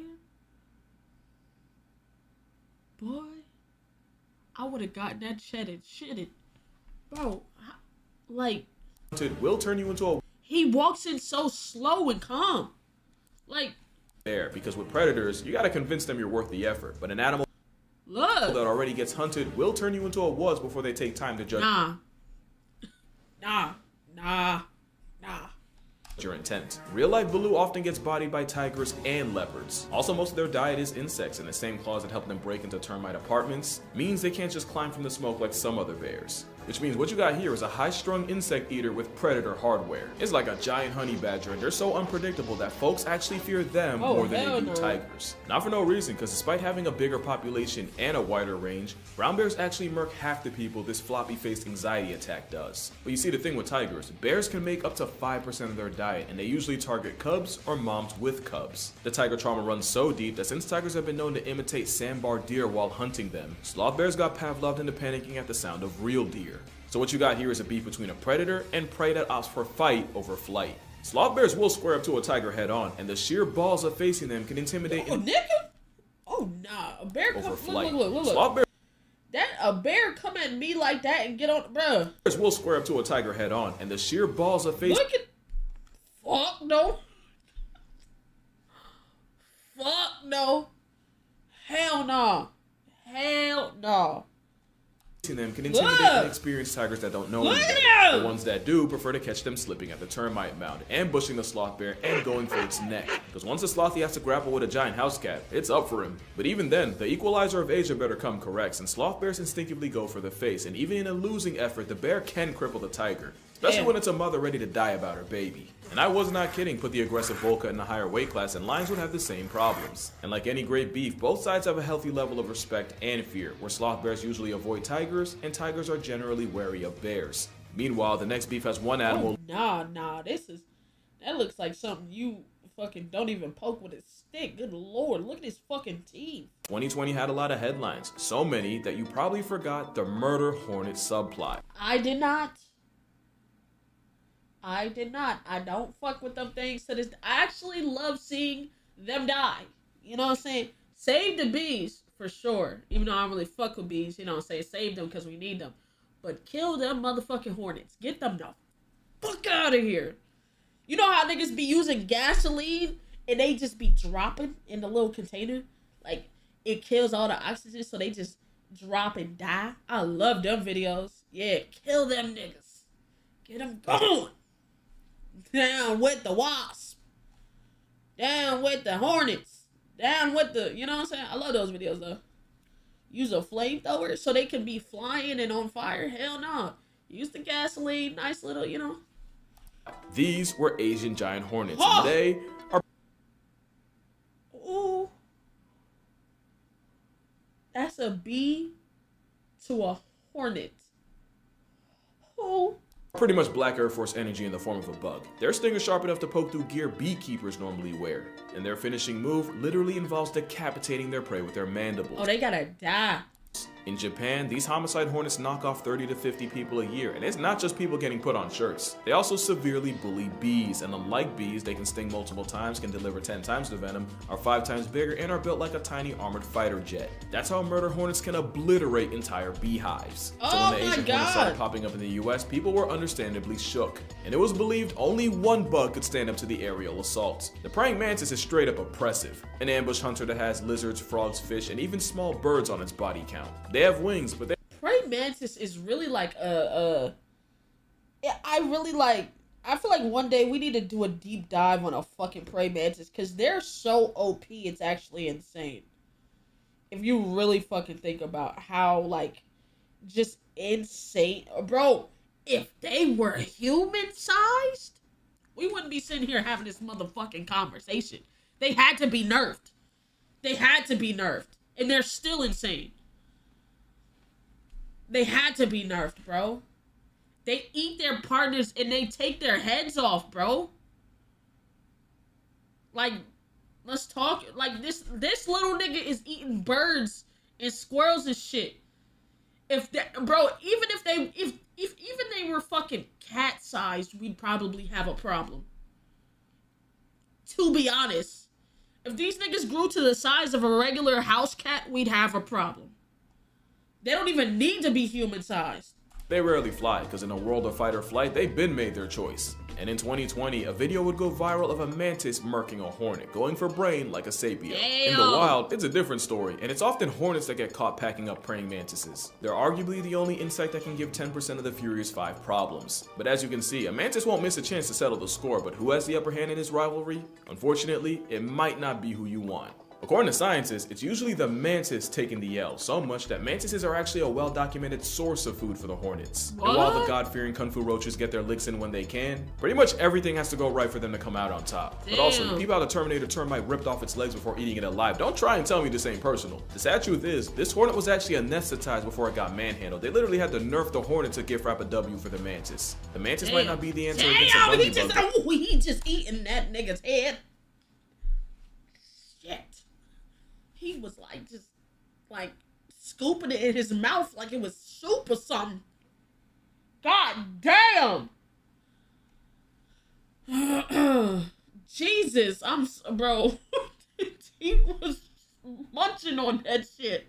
Literally had to nerf the hornet to gift wrap a W for the mantis. The mantis might not be the answer against a God. bunny bug, but damn it if they don't give them a fight. Hell, so do bees. The honeybees have been known to swarm an offending hornet and vibrate so hard, they literally cook the wasp alive. And while both bees and mantises get their moments, this is the first beef to have human intervention. But it's not like the next beef, which was 100% caused by humans. The heaviest snake on the planet is the green anaconda, and the second heaviest is currently slithering all over Florida. The Burmese python can measure nearly 20 feet long, weigh up to and over 200 pounds, and kills anything from dogs to deer to birds to bobcats. Normally you'd have to go to Southeast Asia to see them, but thanks to Florida's fetish for food, along hell no, hell no, hell to the fuck no. Oh my God.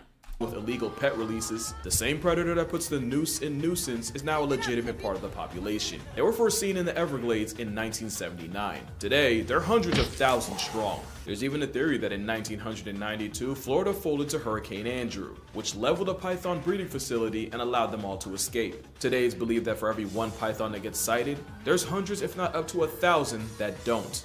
And with 30,000 sightings from 2008 to 2010, safe to say Florida's officially finding out. The problem is, back in Burma, they have tigers and leopards to keep them in check, but here, there's only one animal that can hope to stop them. Alligators are a prehistoric assault weapon, and on the rare, they've been known to murk cougars and black bears. And as predators without prejudice, they'll also feed on smaller snakes like the python. The problem is, once pythons get big enough, they'll eventually spin the block and cook gators. So now what you got is a sledgehammer with teeth and a leather straitjacket in an arms race constantly trying. I ain't gonna lie though, that's a fight I'd watch. I just have to watch from a distance.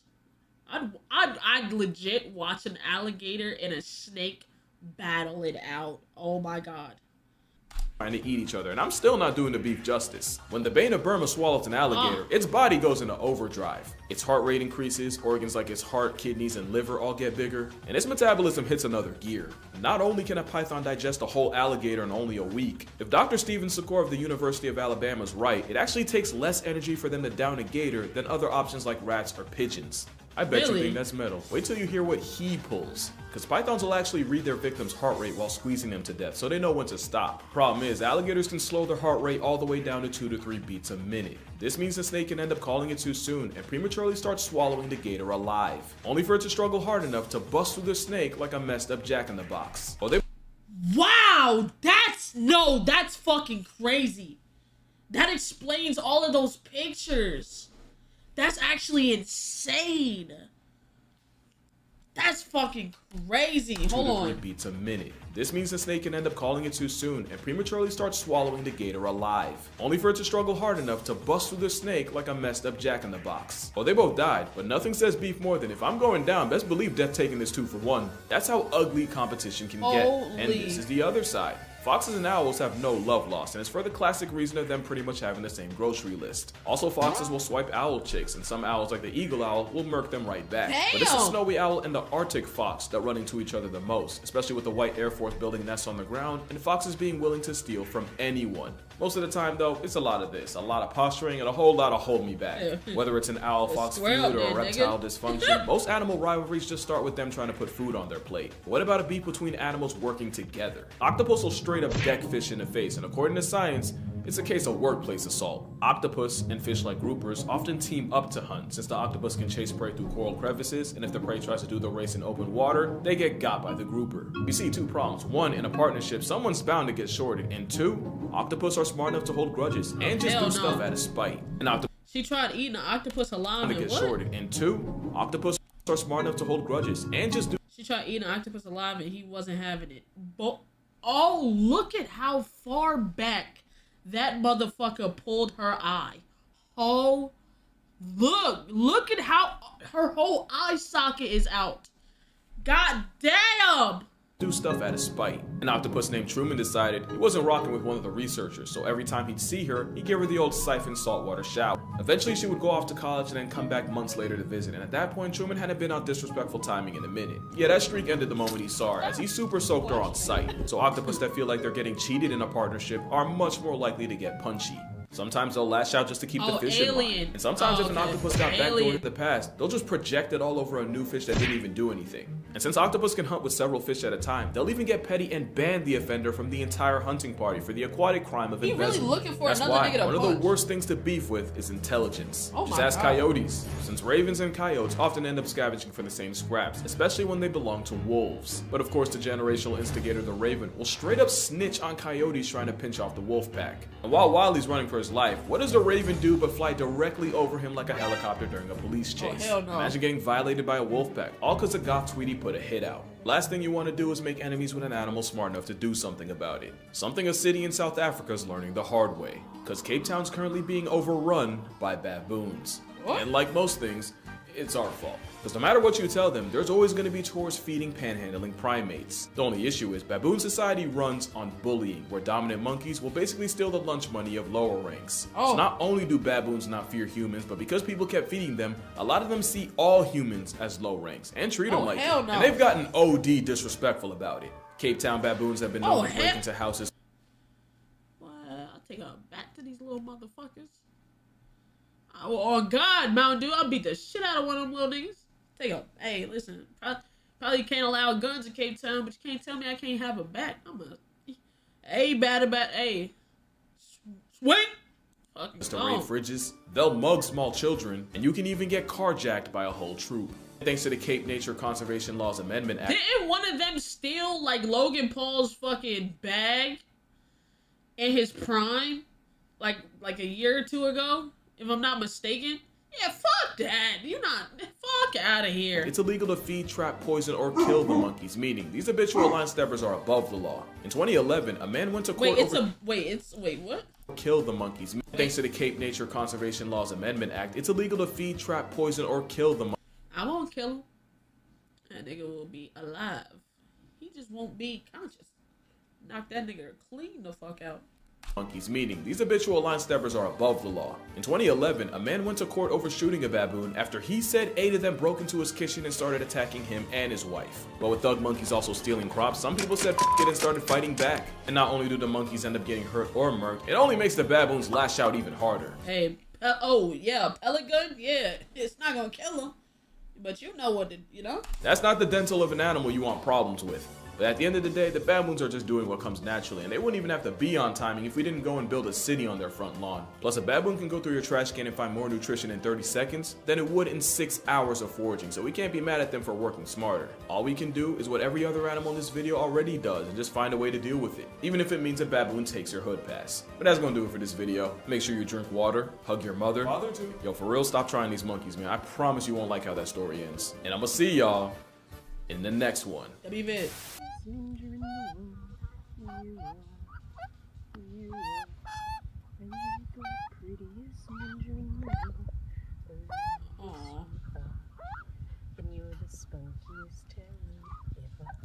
WV. Shout out to Casual Geographic. Another banger. We love a Casual Geographic animal banger, you know what I mean? Alright, man. This is a Casual Geographic video. This is top 10 most criminally misunderstood animals. What animal am I? Can recognize their caretakers and show affection. Will bond with certain individuals and follow them around. Will often bring someone an object and play tug-of-war. Gentle, inquisitive, and very intelligent. You'd think all this was from someone describing their dog. Actually, these quotes are all from people talking about vultures. What? The Jurassic-sized graveyard griefing alopecia pigeon actually has the personality of an imprinted puppy. You might not know that, because most times people see one, it's either thousands of feet above the earth looking for death, or on the ground feeding off it. Truth is, the vulture just might be the most generationally misunderstood bird, and in the spirit of Earth Day, I'm gonna be talking about the top 10 most maligned and honestly reputationally screwed over animals. In my biased opinion. You can't please everyone, but I like my list, so let's get into it. Okay, type shit. A dolphin? Starting off, it's not hard to see how vultures got done dirty. Oh, you just put the number 10 over. I thought you meant like a dolphin. I'm like, nah, they are. If anything, they have great fucking PR. If anything, they got great PR because they be graping. I thought, bro, I was supposed to say they be graping. They, you know. It's pretty hard to earn public favor when you dive bowels deep in a bloated buffalo for a living. Then you add the fact that they'll leak liquid nasty all over their legs to stay cool. Projectile vomit. I didn't know that. Would that look like pets? Fuck you mean leak liquid nasty? That's pee. Is it not? Living. Then you add the fact that they'll leak liquid nasty all over their legs to stay cool. Projectile vomit in self-defense. And in a world of pretty privilege, vultures have a homely handicap. But anyone who's worked with them will swear by how smart they are. They're arguably the smartest birds that aren't corvids or parrots. And they're part of the exclusive group of animals able to make and use tools, with Egyptian vultures using a rock to have an ostrich-sized omelet. And yeah, get on their good side and it's like having a lapdog with wings. Apollo was a turkey vulture who apparently caught feelings for her oh, that's adorable. caretaker Dave. They're also smart enough for a vulture vendetta to be a real thing. But what makes them underrated is just how much worse our quality of life would be without them. Botulinum toxins is the deadliest natural substance known to man, and vultures eat it like candy. Vultures can also tank tuberculosis, anthrax, and even the bubonic plague. Folks are— What? Man, you know what? Shout out to, man, can we get a shout out to Casual Geographic real quick? And I say that wholeheartedly because, like, there's certain shit that I would never fucking know. Never know. But I know it because of this. These are, I'm sorry, bro. Even if on the main channel y'all don't fuck with these vids no more, I'm reacting and putting them on a second. I love these, bro. There's certain things I wouldn't know about animals, but it's so cool to actually know it. associate them with death and disease. Like, I wouldn't know this. I would not know this unless it was for these videos, bro. Deadass. Tuberculosis, anthrax, and even the bubonic plague. Folks associate them with death and disease, but that's exactly what they help prevent. And if you want to know what happens when you void vultures, look no further than India. With about a 99% loss, vultures in India suffered one of the worst bird blights in history, mostly thanks to a drug given to cattle that also caused kidney failure in the feathery coffins. And with less of nature's cleanup crew taking care of expired bodies, the number of feral dogs went up, and so did cases of rabies. And if you remember my Halloween video, a rise in rabies might be the biggest jihad to the human race. But that's not the only social work vultures offer for free. The turkey vulture's nose is so OP, they've actually been used to help find gas leaks, with engineers putting special chemicals in pipes. And with them being more corpse happy than a necro in a morgue, many places rely on vultures as alarms against poaching activity. Unfortunately, the poachers started to catch on and have been murking the snitch tweeties by the hundreds, even the ones that are endangered. Worst part is, they're pretty easy targets because it's hard to hide when you're part-time in the sky, and there's no witness protection for a sewer stork. Pretty easy to victimize when you're vulnerable and easy to track, and these are vultures we're talking about. It's not like they have cloaks or camouflage or a VPN. And you know, that last one would actually help a lot since something like Nord— the nigga got a NordVPN sponsor. I heard, bro, he threw that, he just slid that shit in there. You know what I'm saying? Let me tell you about this one. Yeah, it would help the sky caskets go off the grid, since NordVPN creates an encrypted tunnel for— Shout out to you. Get your— Hey, NordVPN, hit me too, twin. You know what I'm saying? I would love one. You feel me?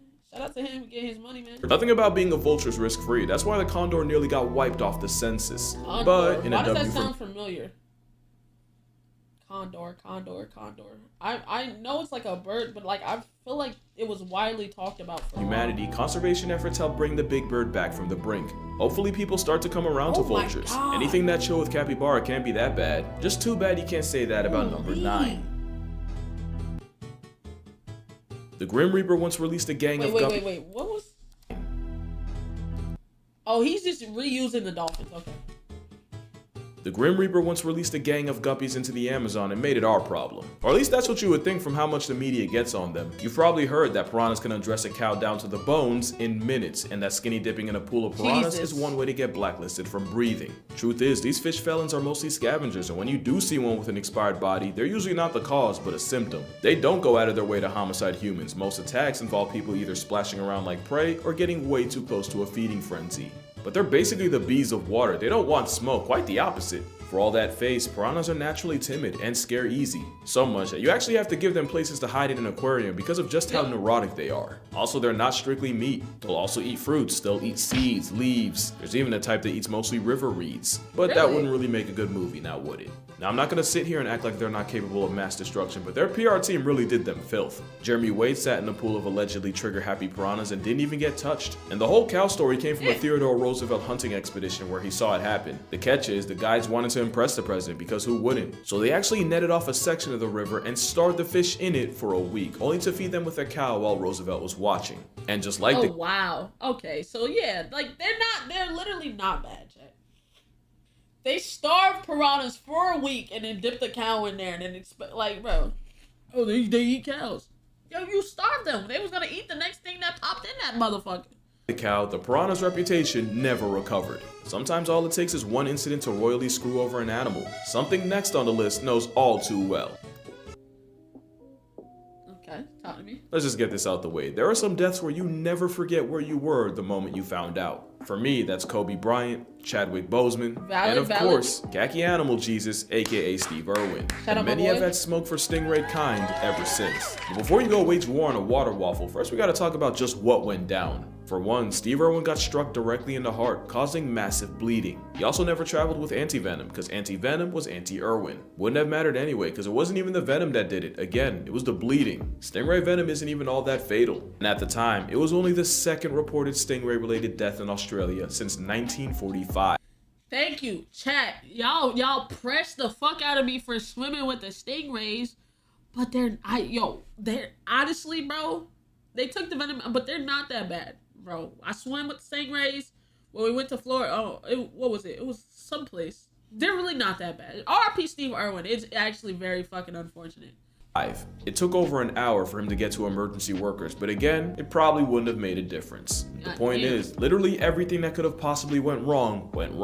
Like piranhas, stingrays are what a New Yorker might call a scary ad that would rather run away than run a fade. I went to the Cayman Islands a couple of months ago and visited Stingray City, and as someone religiously terrified of the ocean, I can tell you, the crepe of the coast is in fact chill like that. Look at that boy living if you're ever walking around stingrays, do the stingray shuffle. You're just gonna want to drag your feet. Basically, you don't want them to leave the floor in case RNG makes you turn a ray into a welcome mat. Other than that, unless you're a crab or a fish, you really don't have much to worry about. Besides, let's not act like Steve Irwin, the same man that took a love bite from a cobra and said sorry to the snake, isn't somewhere in the afterlife eternally apologizing to the stingray for spooking him. Stingrays have been misunderstood ever since, but we can drop the— Over a year ago, I threatened you out of anger over the death of a lost one. A death that you were not responsible for. Today I've returned to make things right and to end the cycle of violence. It's what Steve would have wanted. I'm sorry and I love you, Water Pancake. Hey, we love the growth, man. Water Pancake is crazy though. But you know what I'm saying? We do love the growth. We love the growth. You know what I'm saying? Nice little apology. The vendetta. If we know anything about Steve, that's exactly what he would have wanted. Type shit. Yeah, I'm really gonna have to explain putting dolphins here. Alright, okay. Yeah, because what the fuck? No. Their PR is already good, bro. Well, I mean, it was. Their PR was good. And then niggas started really finding some. I don't know, we gotta see. Well, I feel like this weird thing happened where we went from Free Willy to finding out dolphins take that title seriously. So much that we ended up overcorrecting. And I personally and publicly talked endless amounts of shit. Don't get me wrong, the facts I said, I'll say again, and I'll say it with my chest. But me calling them water Weinsteins or homicidal hot dogs or a blowhole. Water Weinsteins? He called them that? A water Weinstein is crazy. Nah, this look crazy, by the way. This is a nasty pause. This... Chat, how much? I'm sorry. No. I'm sorry.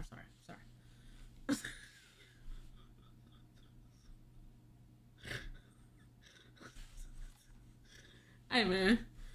Bandit? Nah, that's actually still crazy. But that's just me anthropomorphizing. I don't actually think they're evil. It's fun to treat them like humans, but they're still just wild animals doing what comes naturally. It's just that what comes naturally often involves them naturally. Actually, I should never mind. Look, with intelligent animals, there's always going to be duality, and I don't even need to say it. I just have to show you these two articles. Wait.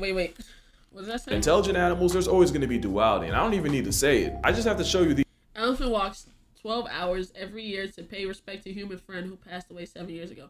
Elephant kills woman and returns to her funeral to attack her corpse. These two articles. Now, but dolphins can be wholesome too. Like the same way parents will baby talk a toddler, mother dolphins actually do with their calves. They'll also sing to their baby before it's even born to teach them to recognize the sound of its mother's voice. We also found out that dolphins in a pod will often go out of their way to make less noise so to not confuse the calf in the oven. And when it's out, being a helicopter parent means mama dolphin won't sleep for up to a month straight. There's also decent evidence that dolphins get excited around pregnant women because they can detect the fetus and understand the implication of new life. And of course, there are stories of dolphins saving people from drowning and sharks. Hey man, I'm not going.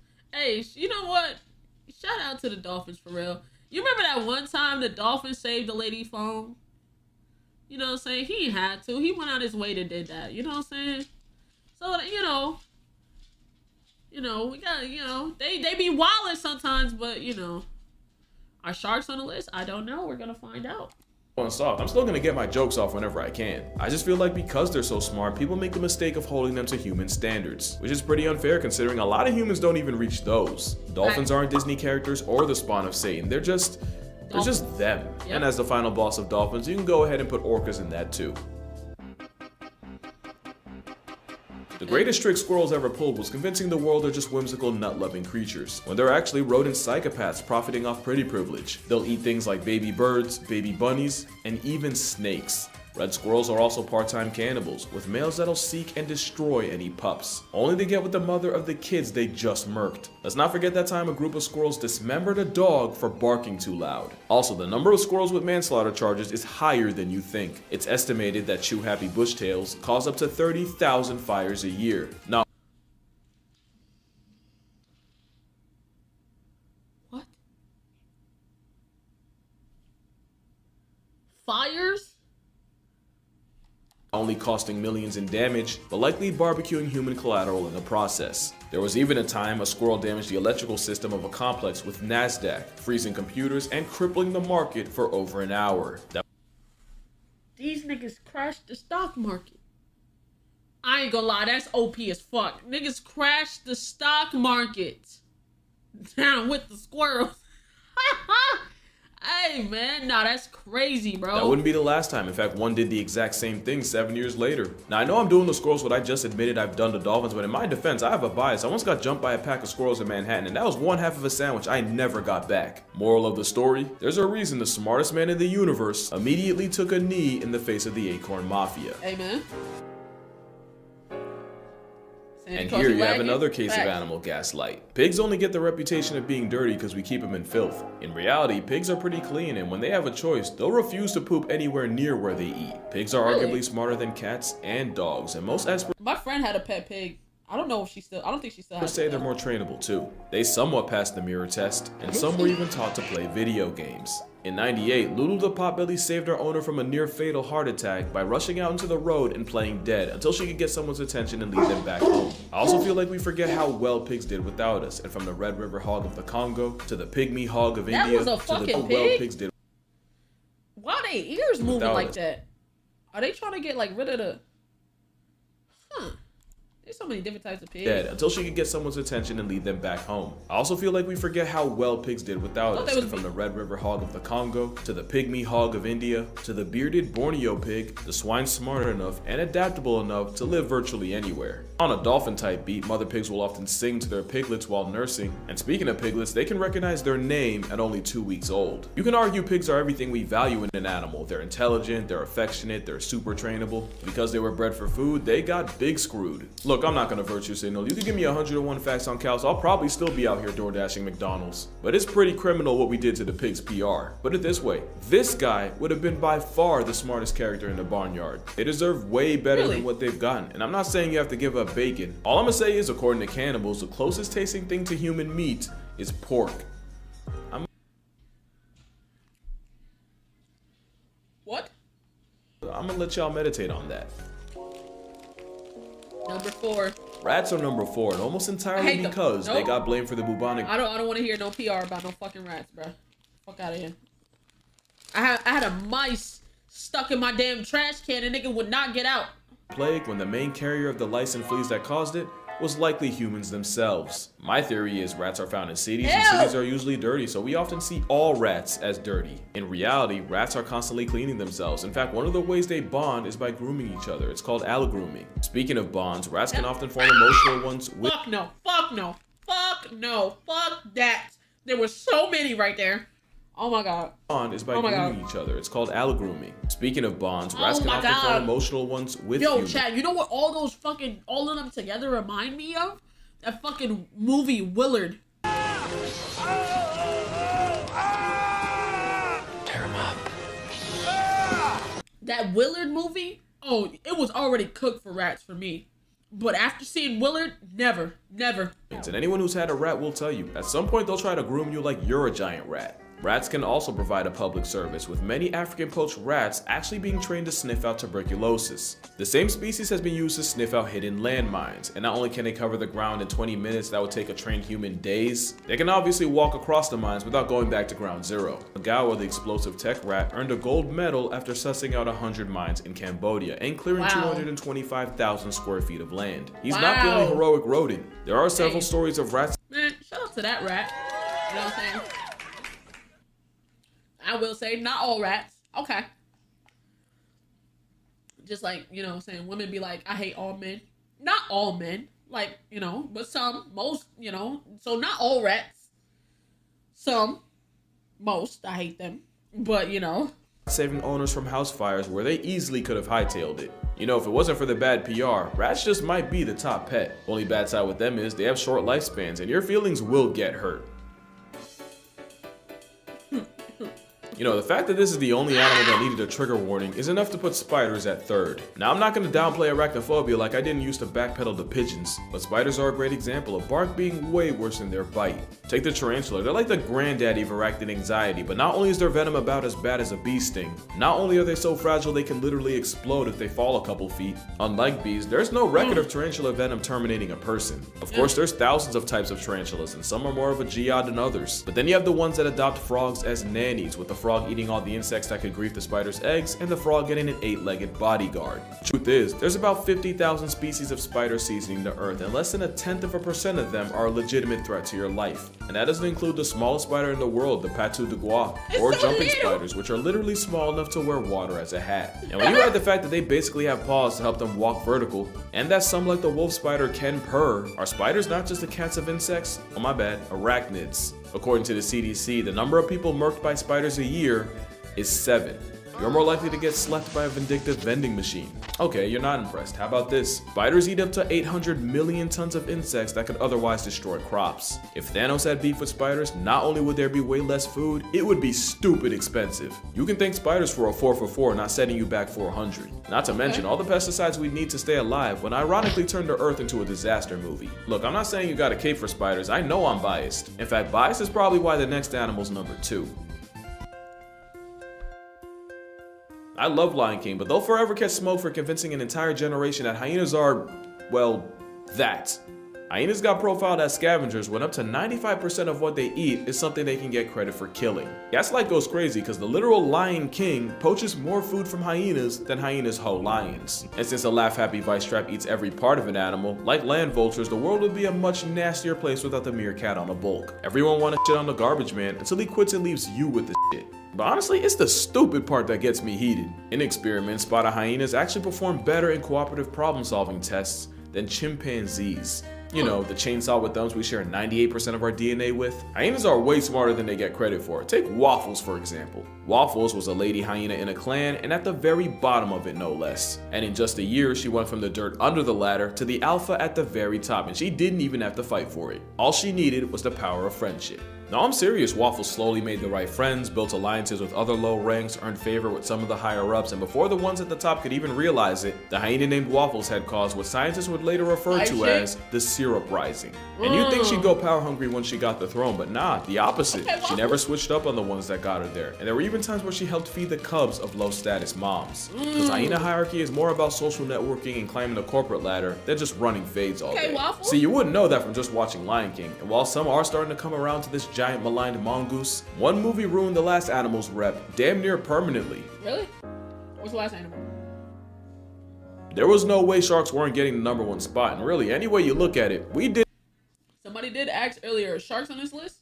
You were right. This overgrown grief guppy grimy. How about the fact that the shark's KD ratio is about 10 a year to the 100 million that get murked by people? What about the fact that a coconut to the dome or a bathtub accident is way more likely to flatline you than a shark? There's the fact that we have over 500 species of them, but really only about 4 are seen as legitimately dangerous, so I don't blame you for folding the great whites, tiger sharks, bull sharks, and the underrated oceanic white tip. But this is a shark, and it's unproblematic to anything that isn't plankton. Same thing with the basking, aka Kirby shark, which is really just a giant pacifish. Then you got white tip reef sharks that are not only non-aggressive, they cuddle each other to sleep. And you can't forget the lemon shark being the golden retriever of the sea that'll often form bonds with divers. Blondie was an 8-foot lemon shark that would go up to divers, but the only thing she'd be hunting for is attention and affection. And while yeah, I'm not exactly a huge fan of this, at the end of the day, I wouldn't want a shark in my living room. You can't be mad when you go into theirs. Because if there's one thing you should take from this video, calling it shark-infested waters is really wild disrespectful. But yeah, that's gonna do it for this video. Make sure you drink water, hug your mother.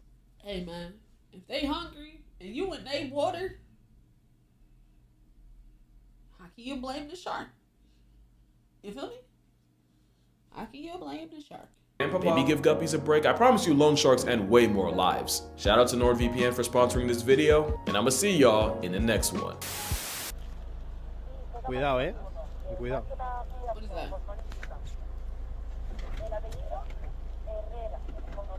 What does he have? Ahí va, ahí va. Oh, it's a falcon. Sí.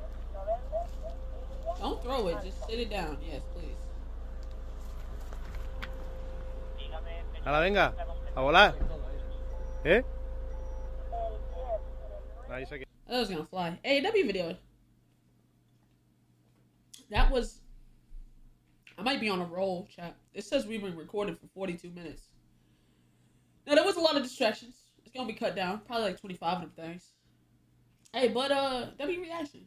Alright, man. We got us another Casual Geographic. The boy done dropped. This is animals that get the middle finger from childhood. Let's get it. A hippo made me cry. Hippos are easily first ballot in the Hood Nature Hall of Fame, but they didn't get it from turning hundreds of humans into hashtags a year, or for being a part-time predatory land whale out of water. Hey, bro, listen. If we've learned anything from this man here,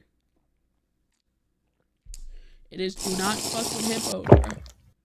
Don't.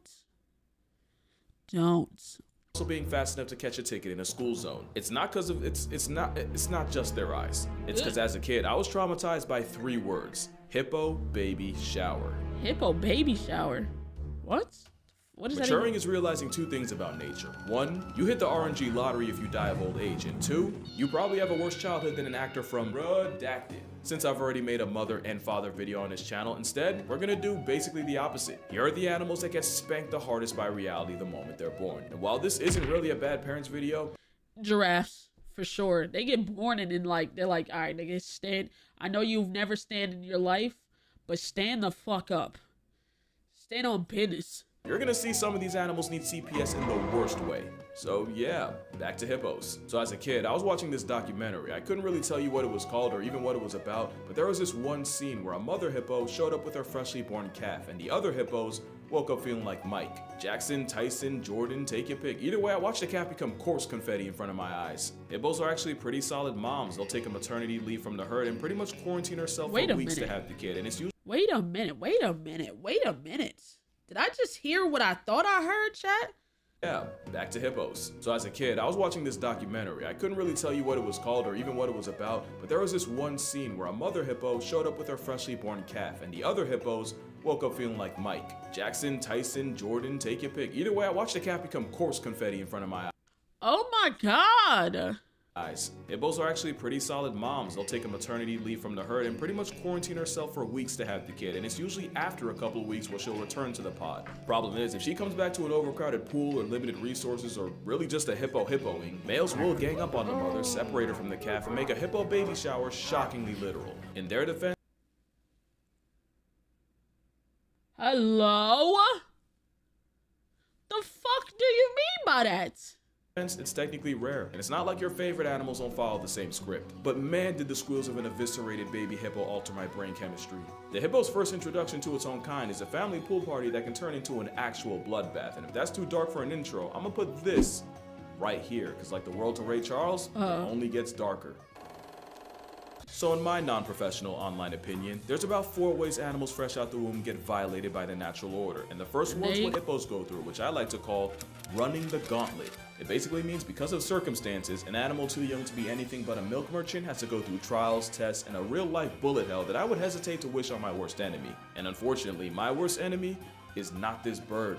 You see, the barnacle goose had a problem. They build nests on high, cloud-caressing cliffs, away from polar bears and foxes, but their food source, aka their entire way of life, is at the very bottom. And because they're basically flying lawnmowers that eat mostly grass, they can't just mama bird food into their faces. And air Ubering them down ain't on the table either. So their only option is to jump. All the way down. Oh my God. The flightless baby barnacles free fall up to 400 feet straight down. The Statue of Liberty would be a vacation for them, and the only thing breaking their fall are the rocks littering the bottom. Really, they can't even fly yet. the only break they get is nature giving them a fluffy down coat and flyweight class to make the whole rock landing thing less of an immediate game over. But don't worry, it gets worse. The parent geese do help by calling out to the chicks and kind of coaching them down, but their encouragement can end up attracting the same predators they were trying to avoid in the first place. Also, as a conscious cotton ball, they go wherever the wind blows them, and if that happens to be too far away, they can get snatched by a raven before their parents even get to them. Not to mention, barnacle geese don't get full immunity. 10% of the chicks become a casualty to the cliffs, and only a third are alive after 2 days. Basically, this is the second animal in the row where baby shower sounds more like a sick joke, and wouldn't you know, they're not the only birds that don't need autumn to be a fall baby. Wood ducks have to yeet themselves up to 50 feet out of their tree nest or starve to death inside. I didn't know water landing was a— What happened to just feeding your kids? What happened to just feed? God damn. Yeah, I know you was just born, but go find your own food, little nigga. Go find your own food, Brent. Go find your own food. Luxury, because merganser chicks have to do the same thing, except the best they get are leaves. But at least with ducks and geese, they run the gauntlet, but they have their parents there the whole time. This crab could only be so lucky. The Christmas crab's named after the island it's on, and every year, the crustacean exodus travels from within the forest. I remember seeing a picture of this where it was a bunch of crabs outside. They was like, don't let my hungry ass be over there. Hey, on God, we would have unlimited seafood boils. Fuck are we talking about? Fuck is we talk? Hey. Well, I'll boil up some of them bitches so fast. Hey, eating them like popcorn on baby. Y'all want some crabs? All right, let me go out. Let me go snatch up like 4 or 5 of these from the street real quick. Hold on. Crab's named after the island it's on, and every year, the crustacean exodus travels from within the forest all the way to the coast by the tens of millions for, well, if you know what this drink is called, just know crabs have copious amounts of it. Walking to your spring break when you're only inches tall. Oh, you know what? It makes so much sense. Okay, so boom, right? Hear me out. That drink is called Sex on the Beach. That's what it is. We just go, you know what I'm saying? It's a good drink. The drink is actually pretty fucking delicious, right? So they go to do their whole thug thizzle on the beach, right? Y'all ever watch Futurama where Zoidberg had to find a mate on the beach and then they went into the water and died? I just realized it's dead ass a play on what the fuck they, you know what I'm saying? Holy, it makes so much, right? It makes so much sense. I never really thought about it. I was just like, oh, maybe that's something they wrote in for the, but that's a great fucking reference. If you know what this drink is called, just know crabs have copious amounts of it. Walking to your spring break when you're only inches tall is a struggle enough. Doing it in reverse at tick size is veteran difficulty. There's a few weeks. Wait, no way they have to walk back. Later, the Christmas crab progeny has to backtrack from the beach all the way back into the recesses of the jungle with the rest of the population. It takes over a week straight of walking while dodging everything from cars to the people in them. And that's if they don't get spawn sniped on the beach by their own kind. Out of the legit billions of crabs that take the journey on, only, let's see here, 0.0001% of them live long enough to continue the cycle. Now, and he just sitting there eating. These little motherfuckers gotta walk all the way back by themselves. 0.0001% make it back. Yo, imagine if even 1% made it back. We'd be fucking overrun by crabs in this fucking world. We'd have to eat them shits for breakfast, lunch, and dinner. Holy shit. 0.001% of them live long enough to continue the cycle. Look. Now, I'm not the best at math. They're arguably the only insect that can give 10% of the Furious 5 problems. Wait. They're arguably the only insect that can give 10% of the Furious 5 problems. 10% times 5 equals... NANI? It sounds like all but 1 in 10,000 crablets are statistically f***ed. Nothing says 1 in every 10,000. Gauntlet like having so many kids. Holy. You basically force the right hand of RNG to do at least one of your own right. Spoiler alert, you're gonna see that again. Wait, say that again? Nothing says Gauntlet like having so many kids. You basically force the right hand of RNG to do at least one of your own right. Spoiler alert, you're gonna see that again. But nothing makes running the gauntlet more literal than Godzilla's understudy. Ironically, the marine iguana is only a menace to— Oh, bro, that deadass looks like Godzilla. Holy shit. Their childhood is anything but, because crab iguanas will lay their eggs deep in sand or volcanic ash. But that also means they have to do the dash when their underground nursery turns out to be a snake pit. As soon as the iguanas are born, they immediately rush to the rocks for cover, and that can get them tailgated by, of course, razor snakes. And like their name suggests, they're liable to run down a luckless lizard. Bro really just blew a 4-0 leg lead. Oh, and Euro-stepping Satan's garden hoses doesn't mean they still can't get picked off by the always menacing Galapagos hawk. Running through rocks like Marshawn Lynch your first day out is survival of the fittest. You have to sprint to the rocks or you're gonna get eaten by a snake. And even if you get to the rocks, you might get picked off by a fucking raven. Holy. Steroids. And remember, running the gauntlet is just one of the ways the world plots on the young. But number 2 might arguably be worse. Criminal negligence. Oh, sea lions. If you take an L, you can chalk it up to a skill issue. But with a parent like that, if you're strapped for luck, you're pretty much in trouble. The harp seal is actually a decent mother. For 12 days, she nurses her pup for less than 2 weeks, then what? She abandons the pup to go find more males, because mother harps are for the sheets. The ice sheets. Keep it. You leave your kid after 12 days to be a slut? What is the... Yo, what is the animal kingdom? Hello? I didn't know this was a whorehouse. She said, alright, little nigga, gotta go find another baby daddy. What are we talking about?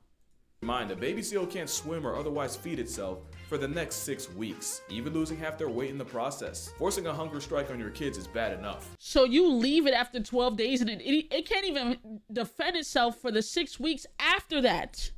Mind, a baby seal can't swim or otherwise feed itself for the next 6 weeks, even losing half their weight in the process. Forcing a hunger strike on your kids is bad enough. Pulling that in polar bear country is diabolical.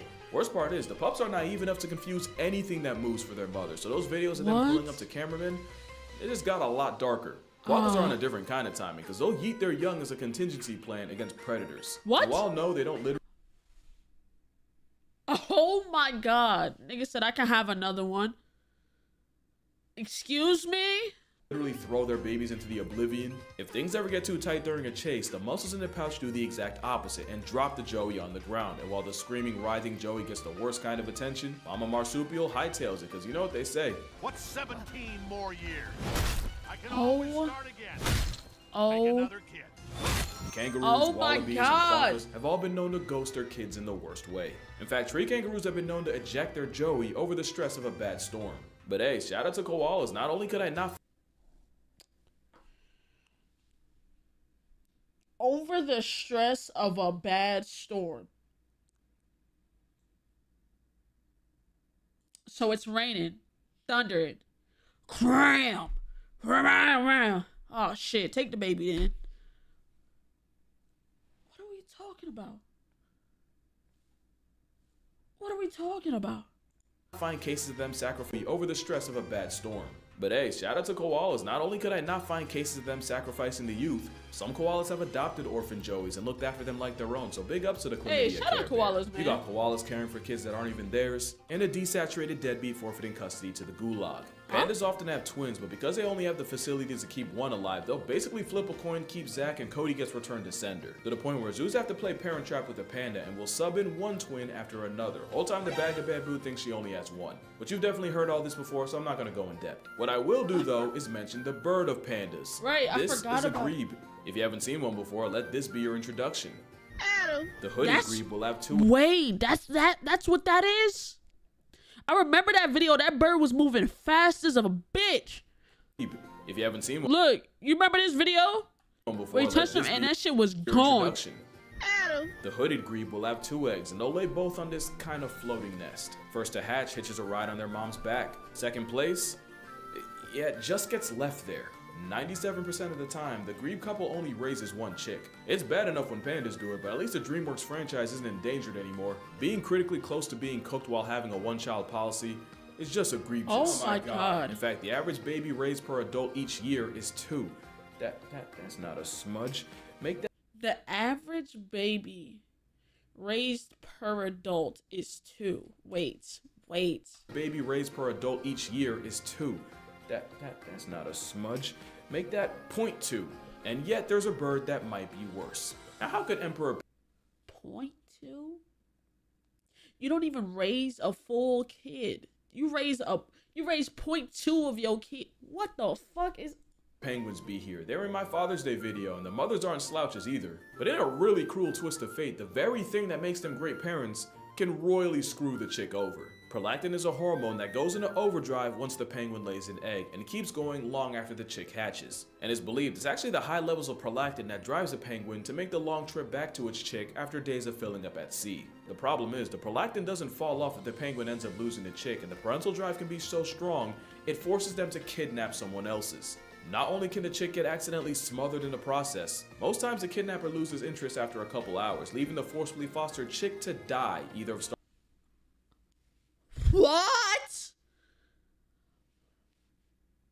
What? You what? Because your kid died, you kidnap another one. And then after a couple hours, you're like, I don't really want this one. I'm gonna play with something else. The fuck are we talking about? Nah.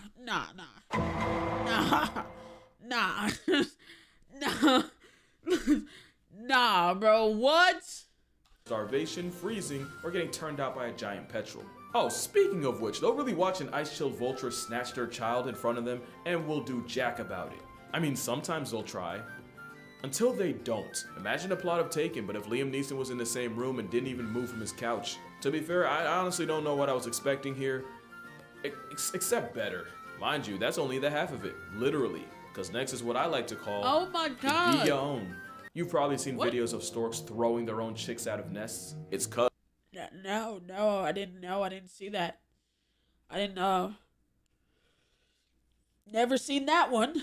In survival of the fittest, fit isn't about strength or washboard abs, but fit is more like how good you are at making more of yourself and passing the genes off. look like a liability, and most bird moms aren't going to waste the resources better spent on your bigger brother. They'll just subtract you from the census themselves. And that's not the only way parents can be your biggest op. Scorpions are dedicated enough to literally carry their entire family on their backs for days. But let resources get low enough and you'll see a spice roach having a kid's meal. And long-tailed skinks. A spice roach having a kid's meal. Oh my god. Holy, bro. Go full scorched earth. She'll try to defend her nest, but if she feels like it's getting invaded too often, eventually she'll say F it and eat her entire family first. The fuck? What are we talking about? So because niggas is coming up in your house, you like, fuck it, I'll just eat the kids. They keep trying to eat them, so I'll just do it. What sense does that make? Funny thing is, most skinks will just lay their eggs and peace out, but those in the area codes of egg-eating snakes will guard their nests. That is, until the moms get pressed enough and become the predator. The burying beetle has a different problem. You see, this corpse roach will turn an expired rat into a nursery, but if there's too many beetleists, there won't be enough food and they'll end up small and underdeveloped. So the beetle will systematically murk a small percentage of her own children to keep the ratio honest, and science says it's the beetles that beg the most for food that get packed up. Seriously, the larvae that beetles can beg, by the way, but the ones that only do it when they're genuinely hungry actually have a better chance of surviving than the ones that do it constantly. In a weird way, it's like a creative tactic to reward honesty. But also imagine asking your mom what's for dinner and she takes your head off. Either that or it's a really messed up game of musical chairs where the biggest beetles get fed first until there's no food left, and the ones that get left out get terminated. Which is actually a great transition to the last pitfall of youth: sibling rivalry. Or it be your own part too. Spotted hyenas take on-site literally. They will try to kill each other the moment they're born, and this ain't a friendly Disney Channel type of fate. A quarter of the cubs born never make it out the den because of it. And considering the very process of birth can turn both parties into a hashtag, yeah, hyenas got it bad. So does this guy. The shoe-bill stork is one of many types of birds that will flatline their sibling to survive, and even with different species, the script is the same. The stronger chick gets all the food and attention, while the weaker one gets bullied and beaten into oblivion, often while the mother's watching. Heck, sometimes they serve the corpse as a victory meal, but arguably the most brutal— a victory meal? Bro, these videos are so informative, but they be traumatizing the hell out of me. Oh my god. Brutal case of competition happens in Tasmania. You know exactly where this is about to go. Tasmanian devils can birth 20, 30, sometimes up to 40 joeys, but somehow while their opossum cousins have 13 nipples and the short-tailed opossum has 27, the live-action Looney Tune got capped at 4. So now the blind, hairless, raisin-sized joeys have to somehow race their way from the birth canal all the way to one of 4 milk faucets. That gotta be some type of sick fucking joke, right? As you can guess, the first 4 to feed go on and grow. The remaining joeys get canceled like a Friends spinoff by the mother who eats them alive. I know I said musical chairs earlier, What? Wait.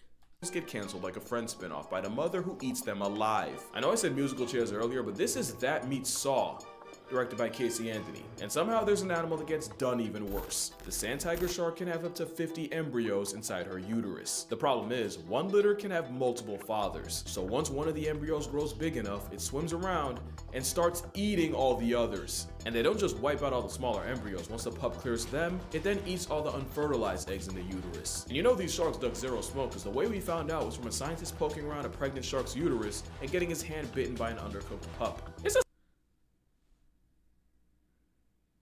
You killing your siblings in the fucking uterus?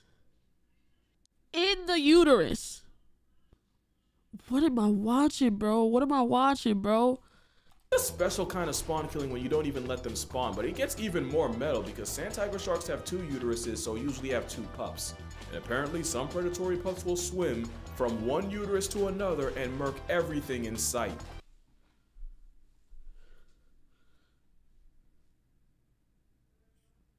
What?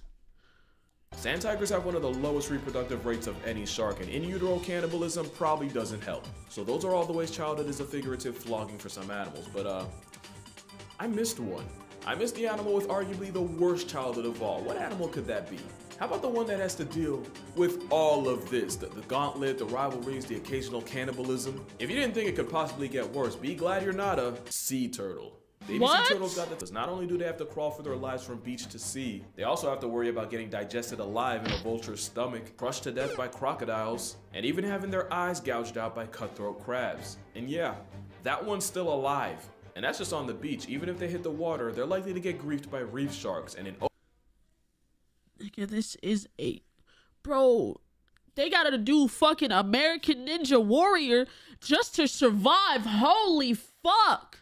Open water, threats like the dolphin fish are liable to turn turtles into hard candy. Some species improve their chances by going at night and using the moon as a guide, but man-made lights can confuse the turtles into going the wrong way on the highway. Oh my god. This ain't Mario Kart. There is no Lakitu to bail them out. And even though sea turtle cannibalism has only really been seen in captivity, I would not put it past the wild ones, cause, well, remember when I said baby birds are like the potato chips of nature? Baby turtles are like the Kit Kat bars of the beach. Turtles got it so bad that their literal only defense is just having so many kids that it doesn't matter how low the odds are, they just have to not be zero. Let's talk numbers. If the average sea turtle lays, let's say 110 eggs in a clutch, and each lady turtle has an average of 3 clutches in a season, with about 100,000 females nesting at the same time, assuming only half the eggs actually hatch, you're looking at over 16 million hatchlings storming the beaches like Normandy. Numbers carry them so hard that sea turtles will actually sing to each other while in the eggs to make sure they're all on the same page and hatch at the same time. Wow. Because in some these niggas do planned hatching just so they can all try to get to the fucking shit.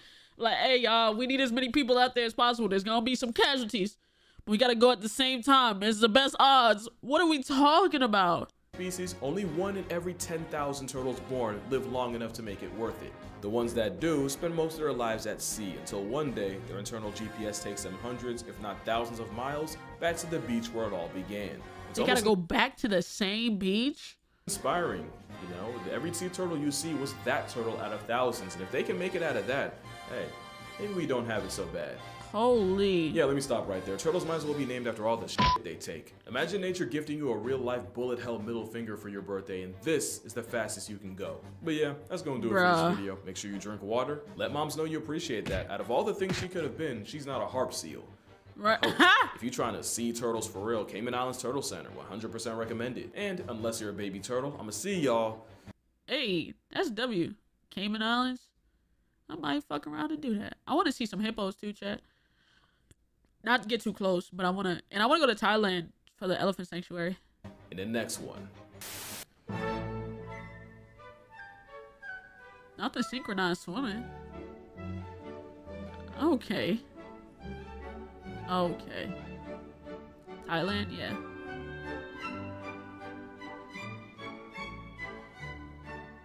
W video. Hey, W video. Shout out to Casual Geographic, man. They could be cooking. They could be cooking.